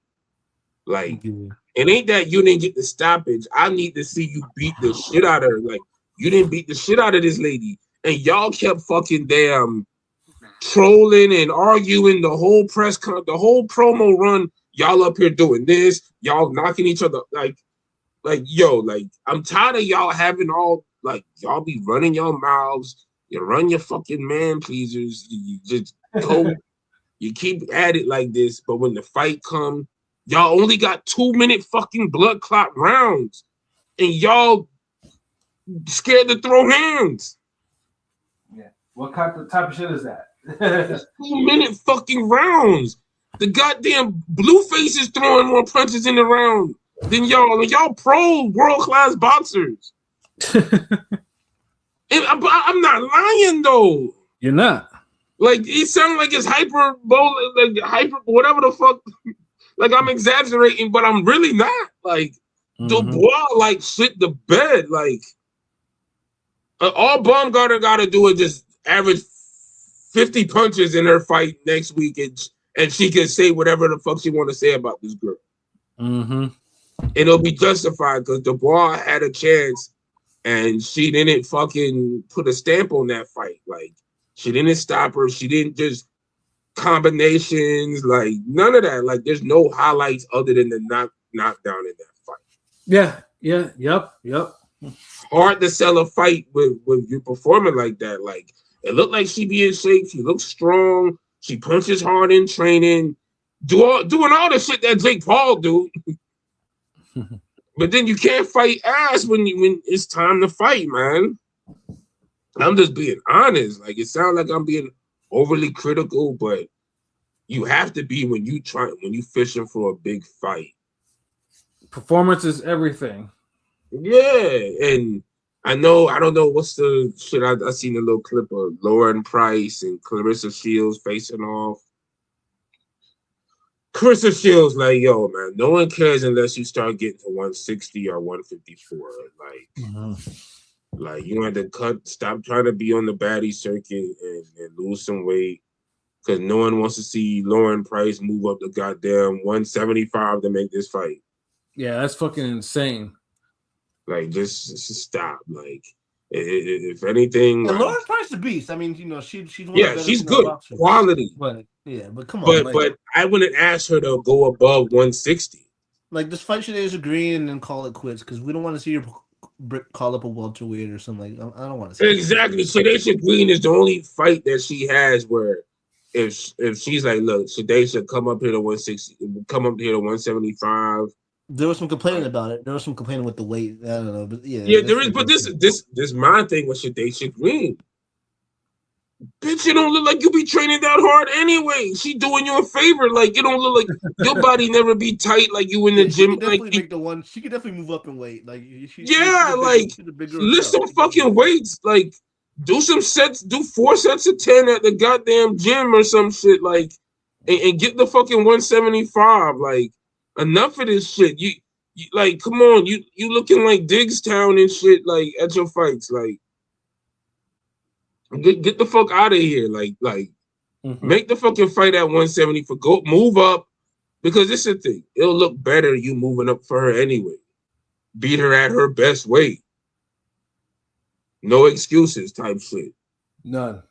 Like, she got some tight body on her where she's like, well, you know, I'm doing all I can to be at 168. No, you're not. So halfway training ass up to 175. Because if you train seriously, you would have never lost to Dessert. Mm-hmm. Like, so, and it's crazy how so many people were just on this narrative that, like, you know, damn, like it's like people dismissed that loss from her though. Now that she got the belt, Which is very true. Which is so crazy because people have to keep reminding, like, man, Clarissa Shields, why she fighting her and not Shadasia? Well, you know. Well, who are you talking about? Who are you talking about? Franchon and Shadasia, okay. like, just put them all together because it's like. Well, because the thing is, Shadasia beat Savannah Marshall pretty clearly, so that's why that's what erased it for Shadasia. I feel like. She had to, because if she didn't, then that's 2 losses to the viable best people in your division. Yeah, but her winning that fight after the Fashawn shit, you know, the Fashawn shit was like, oh, she wasn't, quote unquote, wasn't ready type of thing. Now that she beat, you know, her fucking fault. That's the outlook. That's the outlook. You go in life and death with Olivia Courier. Yeah, I guess you're not ready for fucking Franchon. Like, the shit played out like how it did, how it played out like it was supposed to be. Like, it was something where you gotta look. You know what? Fuck it. I'ma just say it. Look, nigga, I'ma just fucking say it. Like, this might be the part where I'ma hit up Pat later in the week and say, like, clip this part. We just, you know, real talk. What y'all claim Roy Jones does to everybody with the whole out-talenting and out-athleticism in opponents, that's exactly what Clarissa Shields does, and y'all never call it out. Y'all formulated as skill when all she's doing is just being more athletic, more talented, and more in shape than these women she be fighting. Especially these bigger women now. Like, you know, like, I don't see the skill in this broad where, turn these fucking punches over. Like, you got enough experience. Start putting some of these women in the trunk, and that doesn't happen. So if Roy Jones was doing that, that's showing skill stopping these people. Like, y'all can't have it both ways. Like, is it a skill to do what Roy Jones does but don't get the stoppage? Or is it a skill to do what Roy Jones does and get the stoppage? Like, which one is it? Mm-hmm. Because no one ever says that. They say, quote this, quote, like, all the skill, all that shit. But at the end of the day, like, she's just being more talented than people, more athletic. Like, that's it. The shit that y'all complain about Roy Jones, that's what Clarissa Shields does to her opponents. And y'all niggas act like y'all seeing, like, Picasso masterpiece skills and shit when you're not. So that's all I have to say for that. But yeah, Dubois, like, you gotta step it up. Like, you ain't selling a fucking fight with Baumgartner when you're having these pedestrian ass performances with her old food. Facts. Like, all the puppy shit. Like, you looking like Scrappy. We need you to look like Scooby or something. Like, come on, put him up, like throw. Like, I'm tired of y'all niggas doing all these videos. Y'all supposed to be in shape, but when the fight come, y'all averaging 20, 30 punches around for 2 minutes. Like, we off that. Like, we complain about Baumgartner stamina, but her work rate was better than Dubois. Like, I'd be like, come on. Like, I'm not even gonna go there. Like, Dubois, step it up, man, because you had all the attention on you and you didn't deliver the type of performance we needed to keep this type of beef alive. Mm-hmm.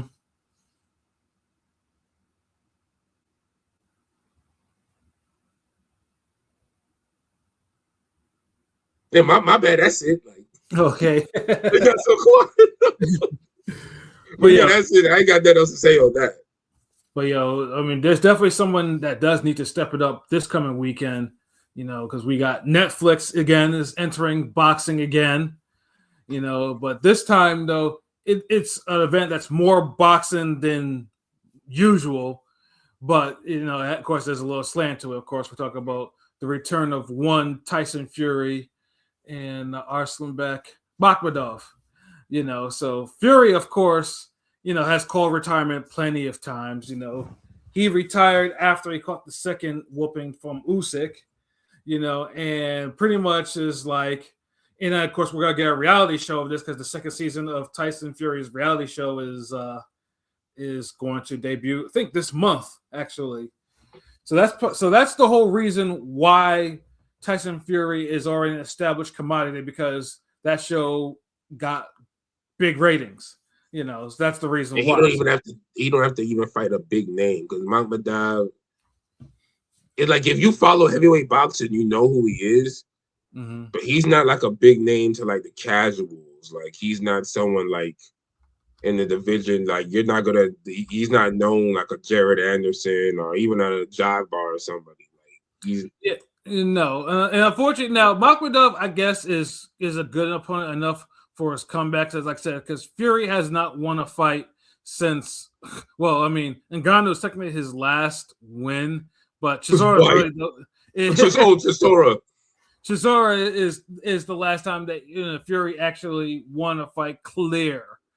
Like a real win, not the official win where Damn, I guess him and Wilder really are like fight brothers with this. Yeah, and Chisora is just that name that like you can hold on to when your career is struggling. Like, wait, you did beat Chisora. Like, nigga, stop. And in that Chisora fight, that was back in 2022, so that was a long time ago. Yeah. Fury though, of course, like I said, if you've watched the first season of his show, Fury has does not do well with when he's not boxing. He's mentally ill. He has mental illness. He does a lot of impulsive things. He goes on a lot of adventures and shit like that. He doesn't do well without structure, because he dedicated his life to sweet science, for better or for worse. He doesn't know. He has, and you would think that he would be able to do something else because he has like 6-7 kids, and probably gonna have more because that's how the gypsies roll. You would think he would have, but no. He's like, you know what? I'm gonna come out of retirement again, and like I said, Netflix and it's more like I said, it's more boxing than usual, but the card itself is very UK-ish, unfortunately. And in this particular case, because it's just like Netflix again. Netflix can, for the most part, everyone likes to look at Netflix as the anti-DAZN, because Netflix is readily available. Like you won't find, you can find people that have a Netflix account. But the thing is, though, with their foray into boxing, it's just been underwhelming. Like they don't have a classic, like not one card from Netflix is classic. They have they added Fight of the Year? Sure, they have, but it's just like overall the cards overall have just been kind of or just not where it needs to be, especially with the attention that it gets on Netflix. But like I said, Fury though, like I said, because he's already proven commodity, so Netflix is like, yeah, we'll give him a fight against Makhmudov. And Makhmudov though, unfortunately, lost a lot of his aura. With the Caballero loss. The Caballero loss was brutal. Makhmudov, for all the videos Makhmudov puts up about him taking body shots, it was the body shots that actually put him away. Caballero only took him 4 rounds to do it. 4. And that shit blew my fucking parlays to shit. And then he lost to Guido after, right? Was the Guido fight after where he lost to Guido because of the cut? I think it was a couple fights after, yeah. And then Guido goes, he loses to Guido, and that was a bad loss. So yeah, Makhmudov. But I will say, I just want to mention him versus David Allen was kind of hype. It was kind of a good fight. I ain't gonna lie. But the problem was David Allen is supposed to be a level below him, and David Allen gave that motherfucker a whole bunch of trouble. Yeah, he did. Yeah, because David Allen's supposed to be like domestic level type shit. Yeah. And Makhmudov couldn't knock him down or out, which is like, why? He couldn't stop David Allen. And David Allen's fighting Herkovich now. But I will say David Allen has kind of carved out a pretty solid second act or whatever, because he's been around for a minute, you know what I'm saying? So shout out to him. So but Makhmudov, like I say, because the hype that he got, because he's from Top Rank, the hype that he got, like he should be. Well, like I said, no one sees him as a monster because, like I say, he just the Guido win, the Guido loss, and then the loss to Caballero. It's just like he's basically he's recognizable enough that Fury could actually choose him as an opponent. Yeah. But even though Fury has not fought in a little bit though, I honestly Makhmudov has not shown me anything that think that he won't get boxed up by Fury and maybe possibly even stopped. It all depends on what Fury shows up. If the one that fought Otto Wallin shows up, then yeah. But Fury though, he seems to fight to a level of danger, and Makhmudov is a big guy. He does represent some danger to him, But that's one thing. Whereas Wallin, was not as dangerous on there, but of course Wallin, did the most and really gave Fury a whole bunch of trouble. This is crazy. This is like this is actual true tune-up on Netflix. This is kind of crazy to me. I'm sorry. It is a tune-up. Like Fury. Like honestly, because Makhmudov has not impressed me. Like he's big and lumbering. He has some power. But I just Fury's just gonna box him up, and then stop him late. He'll probably stop him like in the 10th round. Like I just don't see it in Makhmudov anymore. Like he got too exposed. And that's the only thing that'll be different is if Fury's punch resistance. Now Fury is absolutely chitty though, but he's been blessed with recovery. He's blessed with god level recovery powers. So, it's hard to put him down though, but the Usyk fight has kind of shown that it could be the knockout loss could be coming sooner or later. So Makhmudov can stop him, but I wouldn't put money on it. Yeah, it's probability and possibility again.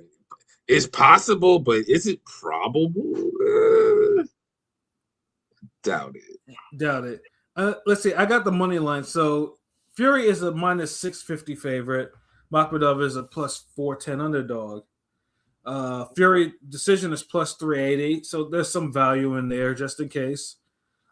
Fury stoppage is minus 210, which is what most people think. I do too. Draw is plus 1500. Makhmudov is plus 1100, and Makhmudov KO is plus 550.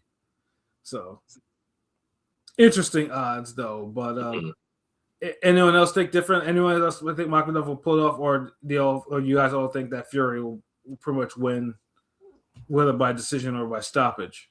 Yeah, Fury should win this. Come on, man. I'll be on my King P negative shit. Come on. No, excuse me. And then Fury goes and pitches out a struggle fest on Netflix. It could be the case. I mean, I'm more intrigued with I think probably mentioned the co-main. Unfortunately, I'm more intrigued for that than the main event. What's the co-main again? Conor Benn versus Regis Prograis. Oh, I thought something happened to that fight. That's still on? There's rumors Regis Prograis is like busted up and injured. Pause. It's probably true, but he's. Honestly, that fight doesn't intrigue me more. That doesn't intrigue me at all, due to the fact that Prograis is getting rocked by Jojo Diaz, like over and over. Like Ben punches fucking hard, and he's a guy who really commits to his punches. So he's not the type of dude that you want to be fighting when you're a past it guy struggling with Jojo Diaz. Like Ben will give you brain damage.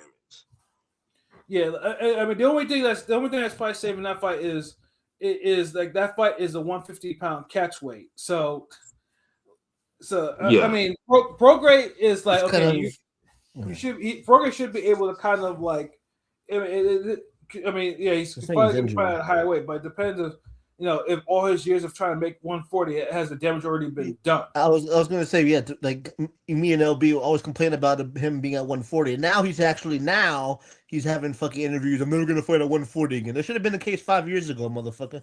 I'm sorry. Yeah, like nigga, you already hurt yourself. Now that you're the end of your career and you can't really make 140, now you like, come on, man. Like you kind of ruined the prolongment of your career by not moving up to welter. I don't know. Literally fucked over his career because of that.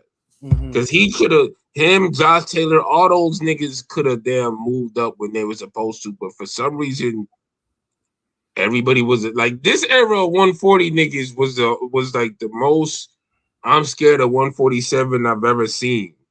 Yeah, they didn't want to go nowhere with it. They didn't want no parts of that shit. They don't want to fight Bud and Thurman or any of those guys. Or Spence, I guess. Yeah, like it is like none of those niggas was at 147 was on some unbeatable shit. Like even Bud was getting hit early in fights. Like none of these niggas were just on, like, bro, like look, it's just different moving up to fight guys like Shane Mosley, Trinidad De La Hoya than it is to move up and fight fucking Sean Porter, Cal Brook, Thurman, and Danny Garcia. Like, you know what I mean? Right. But like I said, I mean, Ben, though, like I said, I mean, part of me thinks that Ben can actually stop him, like, because in this particular case, I don't know if I should go with that feeling or not. But yeah, Prograis, like I said, Prograis lost it for me when Jojo Diaz is rocking him over and over again. But we have to, on the flip side, I'm trying to be the glass half full kind of guy in here. I will say Prograis is, by all accounts, the best fighter Ben has ever fought. Yeah, easily. Yeah. So you never know. I know because rumors Regis got like a bad knee and bad hip, and he just just Father Time took over in a bad way, and that's why we heard rumors of the fight not being but. We'll see what happens. If Regis gets destroyed, then we know that all those rumors were true, that he was fucking, like, he shouldn't have been fighting, basically. We'll see. Let's see. I got the odds for this fight, too. So Ben is a minus 1450 favorite. Prograis is a plus 780 underdog, which is crazy to think about it. Like those odds are crazy. Like for a method of victory, Conor Ben point decision is plus 280. Ben KO is minus 270. So they really think Ben can put him out. He hasn't got a kill since Algeria though, so ever since the egg situation. So, but he should stop. I mean, he should. We should get 2 stoppages of the A sides on this Netflix tune-up event. Yeah, let's see. Draw is plus 2,500. Prograde points decision is plus 1,900, and the prograde KO is plus 1,000. So there's a lot of value in prograde, but like I said, it's just hard because prograde was out here getting rocked.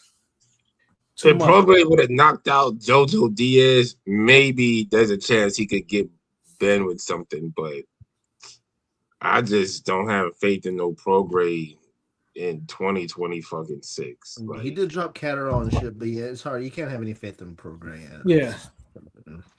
Yeah. So Catterall should have bodied him. Exactly. Like that's the problem. Like nobody's bodying each other. Like these niggas. That's why JoJo Diaz, he Hall of Famer just off the heart. Like, but see, that's why Ring Gang exists, because 20 years from now, niggas will not remember JoJo Diaz being the name that was like hanging tough with these niggas who he ain't supposed to be hanging tough with. Mm-hmm. As a matter of fact, Conor Benn versus JoJo Diaz might be the better fight. Word. You see what I'm saying? So yeah, man, but yeah, come on. Yeah, but I mean Netflix though. I mean, I just wish that Netflix. I mean, I get it. It's the touch for it's UK. I just wish that there was probably just better matchups to go along. Like, I mean, the rest of them are just domestic level, like Fraser Clark versus Justice Hooney and Reactport versus TKV. Like these are all UK. I don't want these gangs of London pub level fights. It's gonna be early. It's early. Obviously, it's UK time, right? It's gonna be like the UK. Yeah, that's never a good point. It's in the afternoon. So look, I ain't gonna lie. This card will be saved if Fury and Ben score brutal knockouts. Like, or if we get an accidental. If Makhmudov accidental fade. Yeah, if Makhmudov, I know they should spar together, but if Makhmudov puts together and is up for it, and we get a good fight, that's the only way to save the show. Yeah, like boxing either needs to see some brutal knockouts or some life or death struggles where people are just entertained, and because we know Conor Benn ain't no world beater, he ain't even no world belt, no title. And then Fury. Everybody already knows Fury is hot and cold. Right. I mean, I know on the card. I mean, Felix Cash is going to be fighting, and then also the one Saudi cat that I talk about that has potential if he can just box more instead of using his defense. Sultan Al Muhammad, I like I said. I mean, I definitely look because I think dude has something that the other Saudi fighters don't. Except the fact that dude likes to war too much, and he's a teenager, so it's like. But yeah, I mean, like I said, though, we have to, it's more boxing than Netflix, so obviously we're all going to watch it. We're all going to support it because, if we support it, then Netflix will eventually, they'll be like, okay, we can air other different type of cards other than events, so to speak. So yeah, this is the first semi-serious boxing card that they put out where it wasn't like a significant fight, where they're just trying to go based off like, hey, Conor Benn's a big name, Fury's a big name, throw him in there against some winnable guys, put it in the UK. Think we're cooking, and it's like, I could respect that if it leads up to better versions of this. If you give me, say, a Shakur Stevenson and Gary Russell fight at 140 type shit, where it's like when you pick an obvious favorite but a good strong contender or name to go B-side with them, then yeah. So if it leads to shit like that, yeah, okay, cool. Like, hopefully, but the fight, everything just got to be successful. Absolutely. We'll see. Yeah, no, but yeah, like I said, I mean that's like pretty much like the big card. I know there are a couple of small cards around. I know Brandon Adams is going to be fighting in his eliminator at some point. Although I don't know the platform. It's gonna be impossible to watch that. Ain't gonna be on Fire Sticks. That's all. Yeah, it's gonna be one of the ones. Even a Fire Stick will probably be hard to actually go watch. I know. Since we mentioned it, Ostley Iglesias is gonna win his IBF 168 belt Thursday. So I had a Tiger, I think, on the zone. He's fighting. Yeah. So yeah, make sure you tune in for that. Tune in for that one because, like I said, he might catch a body. He might catch a body. So you might see a brutal KO. You might definitely see a couple brutal knockouts for sure, though. No. But yeah, no. Other than that, I think that's it for now. Like, is there anything else you guys wanted to bring up real quick before we get up out of here? Oh yeah, we're gonna have a what's up? No, I'll say this, don't put Andre Cortez on Zuffa main events or any main event. Don't ever put him in a main event. Yeah, Zuffa wasn't. Yeah, I mean Zuffa. I'll say this too. Zuffa, for the one part, is doing a good job exposing young fighters and having the zeros took.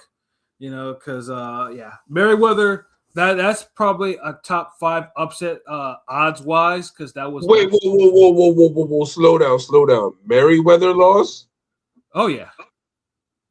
Wow. How do you look at the I don't know if you remember a boxer named Tony Hirsch Sr. Tony Hirsch Sr. He was a kind of 168 high level jobber, but his son was jabbing the fuck out of his Merriweather, and the kid wasn't ready. The kid wasn't ready yet. Again, the jab is the most important punch you could fucking use in the fight. He wasn't doing anything special. He was just coming forward and sticking that jab, and he couldn't stop it. It was kind of crazy. A lot of people can't jab consistently, and a lot of people can't defend the jab consistently. That was Merriweather's problem. He could not defend the jab. He couldn't defend it at all. He didn't use any. Real quick, I just want to he didn't use any lateral movement, and I know Bullet and his dad were in the corner. You know, Bullet Rosal trainer. They were telling him they're saying you need to get the KO, but not how to get it, and that was pissing me off with the corner shit. I was like, tell him what to do. They weren't. They weren't. Yeah, because you're seeing shit, but I'm one of the people.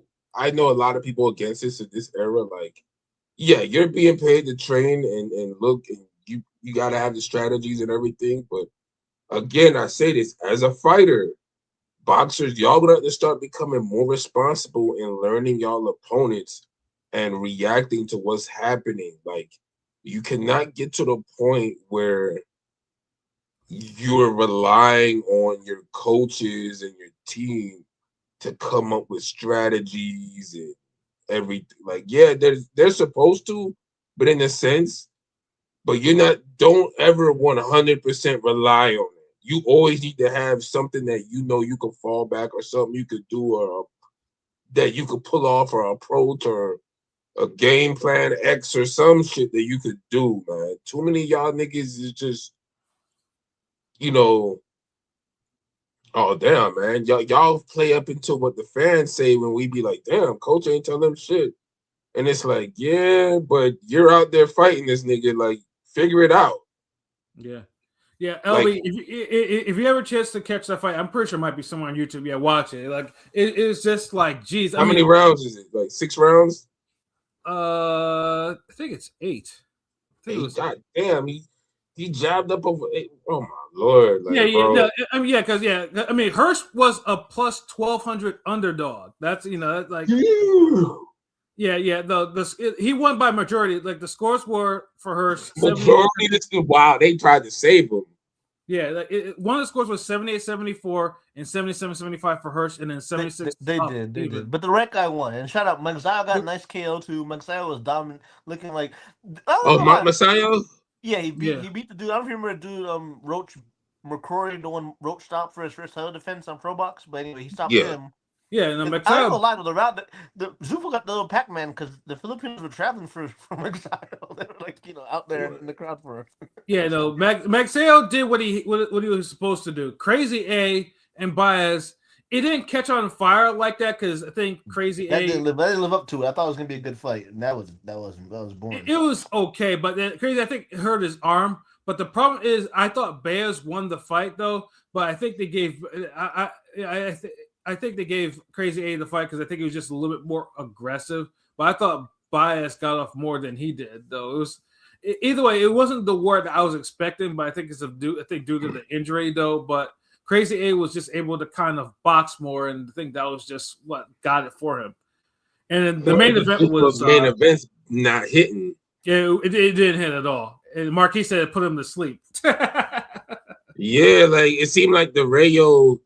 It seemed like because I've been missing these Zuffa cards, but so far I haven't heard anything that sounded like it was better than the Rayo Zuffa card. Correct. Yeah, no, that Rayo's was that main event and just the fights before it was just like I don't know, niggas came there to fucking fade that night. Yeah.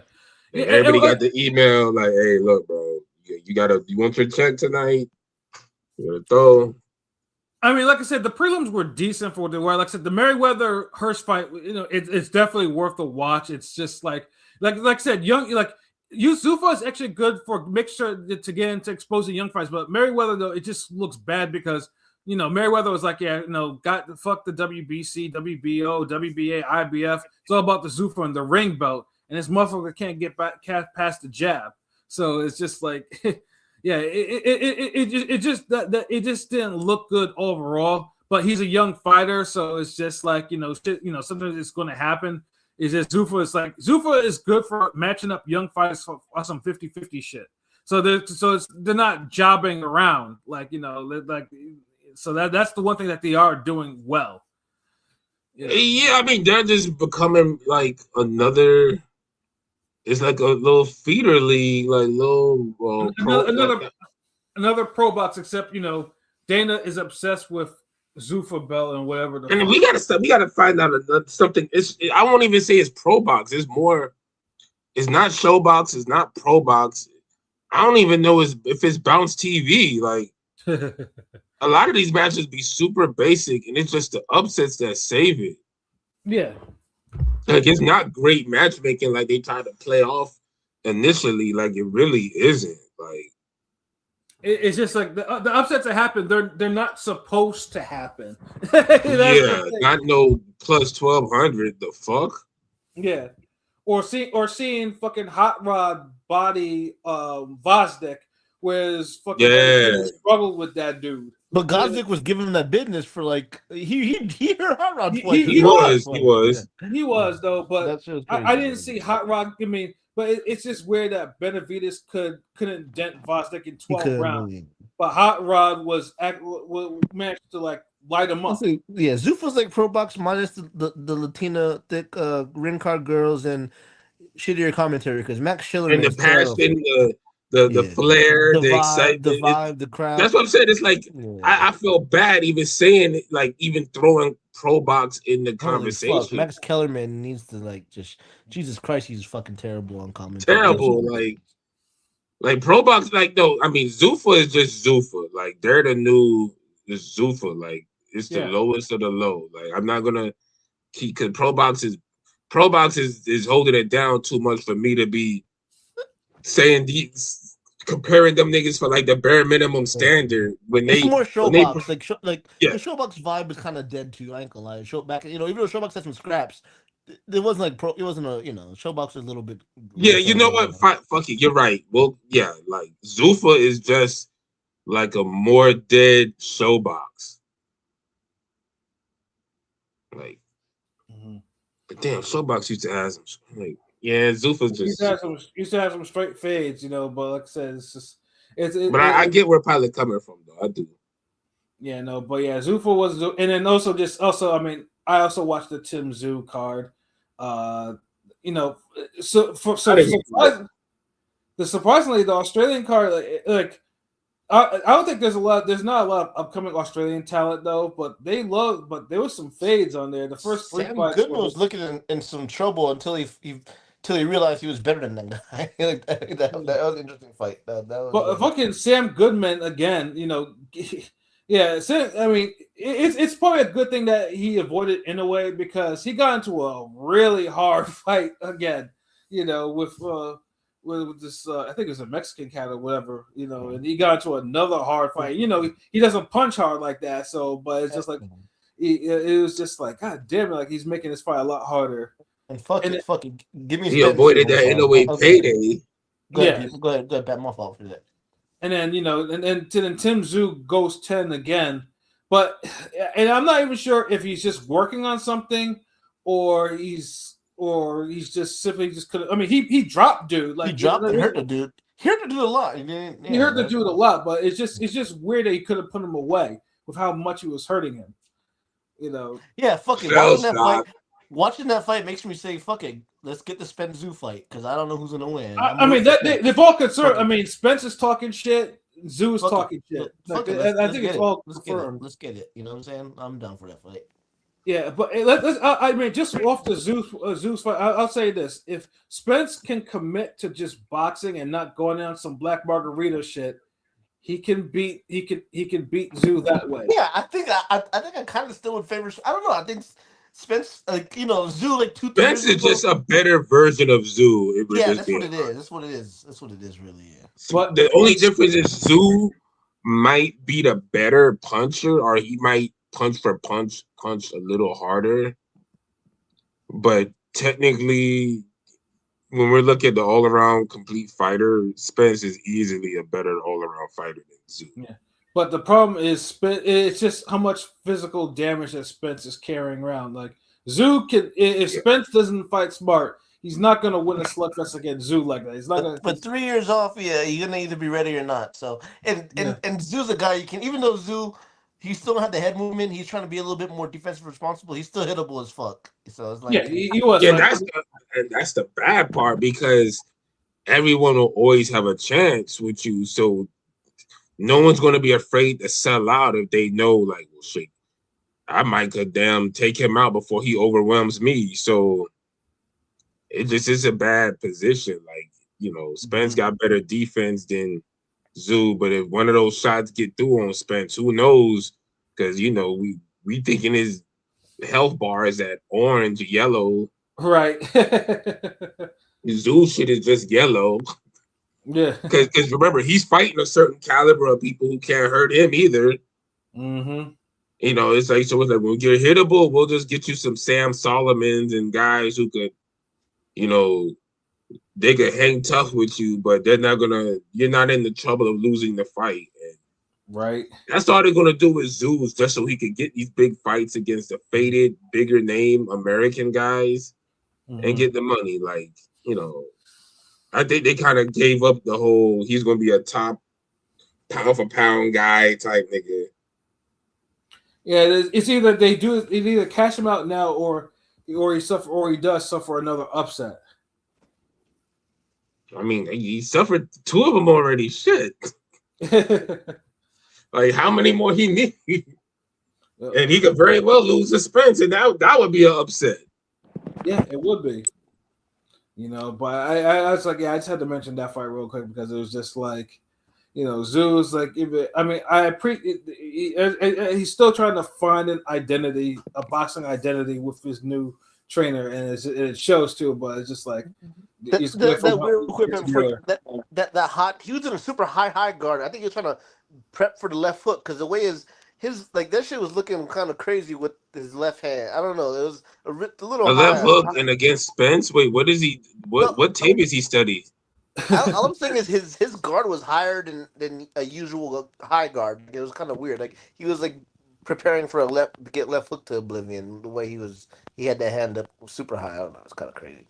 So basically, he's doing what Spence does, keeping a high tight guard because he refused to move his head. Got you. But yeah, exactly. That's what it is. Yeah, exactly. Until you get a guy who could just Jermaine Taylor that shit and just punch you, who's big enough and punches hard enough to just punch through that bullshit, break through that shit, and go to the or you get a Crawford guy who just pinpoint accurate, who could punch around it and punch through. Yeah, it's like there's so many ways you could do this shit. Like that's why you gotta move your fucking head. God damn. Facts. AOP, you just locked down as we're getting ready to wrap up. Yeah, this nigga showed up on some like, hey, what up? I'm zombie walking, bro, but I'm here. I made it before y'all finished. Oh, let me ask you about some of these future fights then, before we get out of here, just so we could, include INS the Rebel outro from you. And once again, no boxing for old men. Get these old niggas the fuck out of here. That was some sorry ass shit I watched this weekend. King P said he's done with that. All right, so what you think about the Foster Ray Ford fight that they say that's I love it. I love it. I think that's a great fight for both guys. Yeah, I love that. Yeah, I feel like that could be one of the bigger American fights to get promoted and they make it This is on the type point. of fight. This is the type of fight that both these guys need. Yeah, agreed. I kind of wish they put fucking the Mason fight, Mason and Costi on that same card. But they're spreading the wealth. Fuck it, I guess that's all right. Top rank. Yeah, one's in Cleveland. Oh, get Mason and Cordina. Yeah. That actually should be good too, honestly. It's gonna be I might try to go to that one because I mean I do have a cousin that lives in Ohio. I might see if I can go to that. Put Tiger Johnson as a co-main. He's from Texas too. Put maybe somebody else from Ohio. They got enough Ohio niggas they could pull on that car. I don't know. Just Yeah. One thing Ohio got is some fucking boxers, nigga. That's right. That's what that they do. If you can't find some boxing in Ohio, you ain't looking hard enough, nigga. But yeah, I'm glad at least they started announce some fights because it's just like the more fights, the more like the better. Now we just need the official Tszyu and Spence, and then and a couple more fights that need to be. What else got announced? I feel like we're missing something. Top rank. Oh, Keyshawn Nahir Albright too got announced too. And then yeah. And then Ford and Foster. But it's kind of crazy that Top Rank got a more of a route than PBC has in the past 3 years in with Prime. Like they got more of a proper rollout of we know fights. It's less money. Like Top Rank don't have the stars PBC had. Like PBC got older established names and just bigger names where look, dude, like Keyshawn Davis, since he fucked up his own trajectory, you could keep him at this level for an Albright fight. It's kind of crazy that they're bringing his brother back. It's kind of crazy they're bringing his brother back in Virginia. That's kind of crazy to me. I'm gonna be honest with you. I've given up with Top Rank and making stars. That shit is kind of it is what it is. So just give us the best fight you can at this point. But that's the thing. Like with the Keyshawn fight right now, like Keyshawn fucked himself, so Top Rank could make a fight like this and sell it off as a good fight because of what Keyshawn did. If Keyshawn would have never fucked up, Top Rank, I doubt Top Rank would be airing a fight like this. This fight would be below Keyshawn's trajectory right now. Yeah. I mean, Nahir's a good fighter. I mean, Nahir probably beat Frank Martin, so it's not like he's a bad fighter. No, it is a good fight because of the history and everything. The history too, especially the history. You don't have to pay too much to make this happen. It's just kind of crazy that they're giving him another chance again in his hometown and getting his brother on the card. After what happened with that shit, like, dude, it don't matter because it's not like it's a second time around. Like, dude, you're not gonna have the fucking the ESPN promo with it. It's gonna be a bootleg version of what they could have had. Yeah, and then so it don't even matter. They're gonna bring up the brothers looking mad after Nahir beat the brother up that's fighting on the card again. They're gonna have that. Yeah, like it's some Aki shit. Like it's a good fight, quality fight, but it's the level of quality fight we expect from the budget Top Rank has. Like if Keyshawn never fumbled, they would be trying to put Keyshawn would be on Tubi or somewhere else. Like right. They wouldn't have the money to pay this nigga. Like, look, honestly, they barely had the money for Michaela Mayer. That's why once her career, they couldn't re-sign her for the zone. I mean, damn sure don't got the money for Zayas. You feel me? Thank you. Like, y'all just barely have enough for Keyshawn because Keyshawn fucked himself up. Mm-hmm. Keyshawn was supposed to be at the level where he could fight Zepeda or Pitbull Cruz, Lamont Roach, Gary Russell, the T.O. Ryan. Haney, like he was on the level to fight them niggas. Yeah. You've been calling people say he's clout chasing off of it, but I will which say he is. if he knocks out Nahir, beats him more convincingly this time, it's time. Jermaine Ortiz and Nahir's cool, but you gotta step up now. You gotta fight. Then Top Rank, then who's gonna showcase that? Top Rank gonna have to step up. Yeah, somebody. Facts. Because he's gonna be making $1 million or $2 million. See, look, they not trying to do the whole Teofimo shit again. Like this guy, he knows his value more so than Teo. And then they don't have a Lomachenko waiting for Keyshawn to fight either. So it's he's navigated a little different. Right now, Top Rank is akin to basically the guy that's trying to get the Gucci belt on layaway. Yeah. You putting the nickels and dimes and pennies together to buy that cheeseburger. So that's what this is looking like. Yeah. So by the end of the year, Keyshawn ain't gonna be able to fight on that shit no more. Unless they leverage it on the zone with against other names and from Matchroom, whatever, and they handle the site fee, whatever the fuck. Yeah. I actually think the 2B thing could work if built up properly, but I have no faith in that happening. I had some hope in 2B, but I guess at least they're all because you see look at all the fights. It's basically Top Rank versus the zone Matchroom. So obviously it's a good thing that they went on the zone for those fights because. So that basically tell you got to promote this shit to death. You got to be on Piers Morgan. You got to this, that, and the third. So niggas can find out about this shit because the zone just ain't the platform to grow boxing on like that. It only cracks the outside when there's some type of fuckery during the fight or before. Like during the fight, the example is Big Baby with the motherfucking toupee, wig split shit.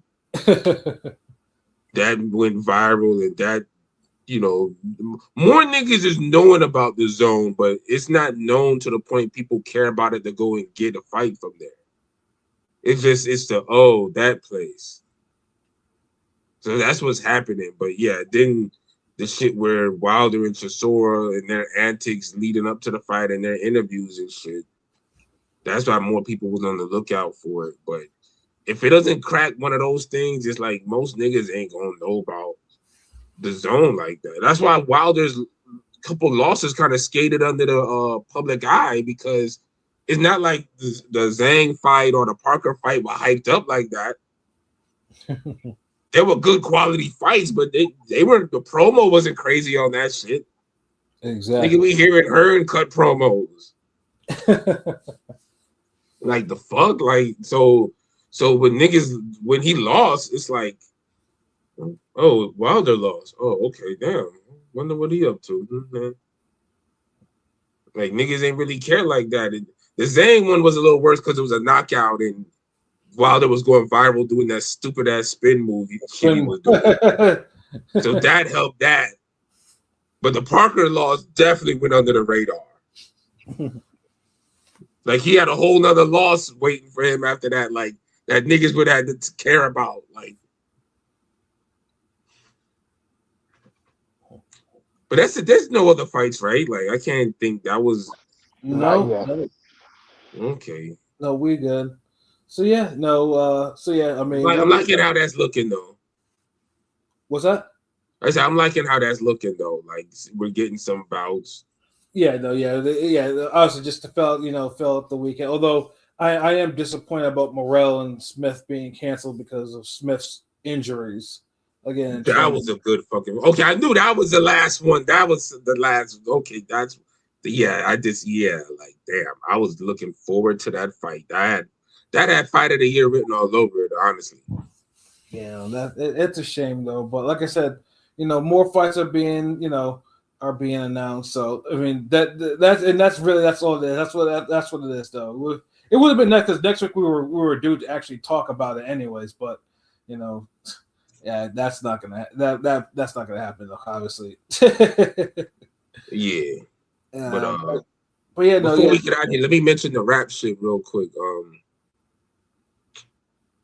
Oh, you had something else with fights or boxing? I'm sorry. No. I was done. I was about to go into say that we're gonna have a music show on Wednesday.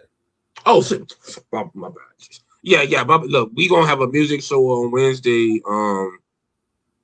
This is it's low key. This was like the way we setting this one up is low key big room top 5 idea. It just said we're doing it with a Pat choice, and I know y'all seen like the promos I had did with the graphics. Basically, we're gonna do a nice East Coast album review, like a little retro review, but the thing is, it's a little bit of the same, a little bit of new. Basically, Pat has to convince us of the ranking he gives the album. Like Pat thinks this album is a classic.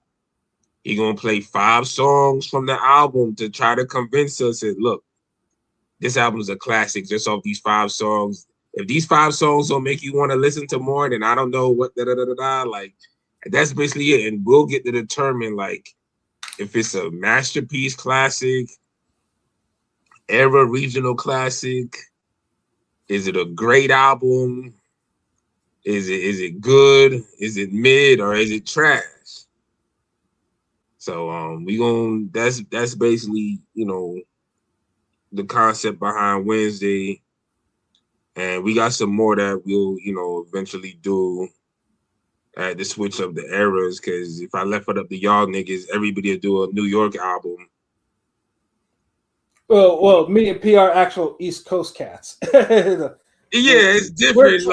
We're tri-state cats. Like, that's. I mean, okay, because you ain't got no hip hop land or anything up in where you from, but I get that. Tri-state, you could claim that. King P, a New York nigga through and through, so I expect him. But a motherfucker from another side of the goddamn country come up here and be like, "Well, yeah, how about MC such and such from Queens?" I have to just be like, okay, you know what? Fuck it. We're not doing this. Like, although I am incredibly West Coast friendly, so it's like yeah, I give you that. But you did pick a New York one, but it's cool. It was a good pick because I like it all, but New York's my shit too. New York rap's my favorite. Yeah, like it's from the same era, and I remember this. I remember the vibe, Cuban Connection, Inflection, Wildly, Typically Style by the Styling. No doubt, iced out, but that what you know about. So he bringing that back. So we gonna listen to the Royal Flush, Ghetto Millionaire, and Pat gonna play 5 songs for us, and we gonna have Marquise and whoever else up here, and we gonna vibe and rank the songs 1 through 10 like we used to. And we gonna do that. I just want to say, like, just for the future, like, I think we're gonna do the women's next. And since that requires us listening to the albums, like y'all could get a heads up on listening to that Raw Digger and that the Brat joint. In real time, they dropped them like a week apart from each other, I think. Right. I mean, Dirty Harry and then the third the Brat album, I think. It's the third the Brat album, right? I believe so, yeah, the Unrestricted. Yeah, so, it's another era, so you do it for the ladies, and we'll see what's good with that. So y'all can start listening to that early. The Royal Flush, no one that's just Pat convincing us. So I got some other ones in there, down the pipeline. But yeah, that's the main takeaway for that. We do the best hip hop discussions. So I'm looking forward to getting y'all opinions on that, because it's an album that kind of got lost in history. It's really like an era album. Like you had to be there to really be mentioning fucking Royal Flush. Yeah, no, for real. Like it's definitely one of those ones, and yeah, and I'll definitely let loose more of my views on it on Wednesday.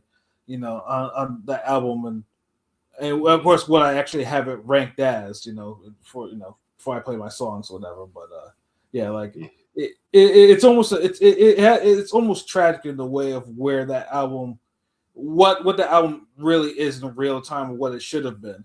But sometimes it's just like sometimes even like great great albums, classic albums or whatever, just kind of released at the not the right time type deal. Yeah, but we big them up on this platform, like it's real hip hop heads, real boxing heads, so. It's like ring game. We got a lot of shit in the like pipeline. Like we got a lot of stuff on its way. Like we got more Forgotten Fate articles. We're gonna have a Forgotten. It's a promo fade, I guess. I don't know. The Nakatani rewatch, I know is gonna be coming up soon because the Inoue fight is gonna be getting here sooner than like that's gonna be around the corner. Honestly. Yeah, I think it's less than a month now. It's less than a month out. It's less than a month out. Yeah, so we're gonna be setting that up. I might do I'll talk to this nigga Pat later because I might set up the animation to be something that we could do a premiere where we all watch it at the same time type shit. Word. Like on the podcast. You know, because I know we got the anniversary coming up in 2018. I think this is 8 years now. Yep. Yeah, so it's 8 years doing this ring gang shit. We seen champions come and go, careers end, so we gotta do another celebration and keep it moving. And shout out to my nigga PJ. Happy birthday to PJ. Salute. Salute PJ. Yeah, happy birthday, PJ. Oh yeah, fight architect. Yeah, salute. I hit him up like 3 in the morning. Vampire. I'll be up, nigga. I'll be up. But yeah, salute. It's been a lot of this period, the beginning of the year. You got King P, then Prolific, Pilot, and fucking PJ, like all the P's right in a row right there type shit. Right. So yeah, so shout out to everybody who birthdays, early year ring gang.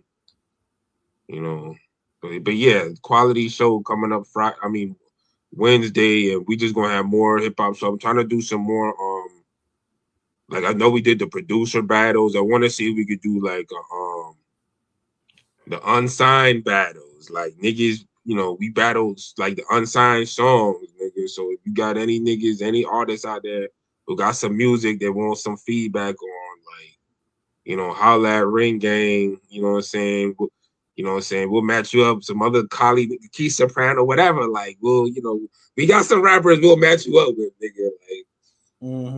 Like, but yeah, just because people be complaining about how, like, how the whole trend now where niggas is listening to other people's music now. Yep. And they be like other rappers, and it's like, damn, like why you like, nigga? Because not everybody can get feedback. So basically, they want us to do the unsigned hype shit like that the fucking Source did. Okay, we got y'all. And see, and I don't mind that if we match the niggas up and shit. I'll put my shit up against a nigga. It don't matter, because it's the same thing we did with Sincere, Noble, Salute, and DBR with the producing shit. So just like that, we just want to have fun because hip hop is fun. Boxing, like you could do more creative shit with damn hip hop. Like with boxing, we almost got to be all in the same room to do some different shit with boxing. But even then, we still represent with that. So yeah, so let's be on the lookout for that Wednesday, nigga. We gonna be here, more hip hop takes, all that shit. No doubt about that though. So yeah, so for myself, Pat Scorpion, New England representative. For LB, Shadorf, the God, the GOAT artist. For King P. Bodega Bay, and for Conscious Pilot. This has been another wonderful episode of Real Talk, where as always, if shit's real, we talk about it. So until next time, peace. Now we finna finish Bloodhounds.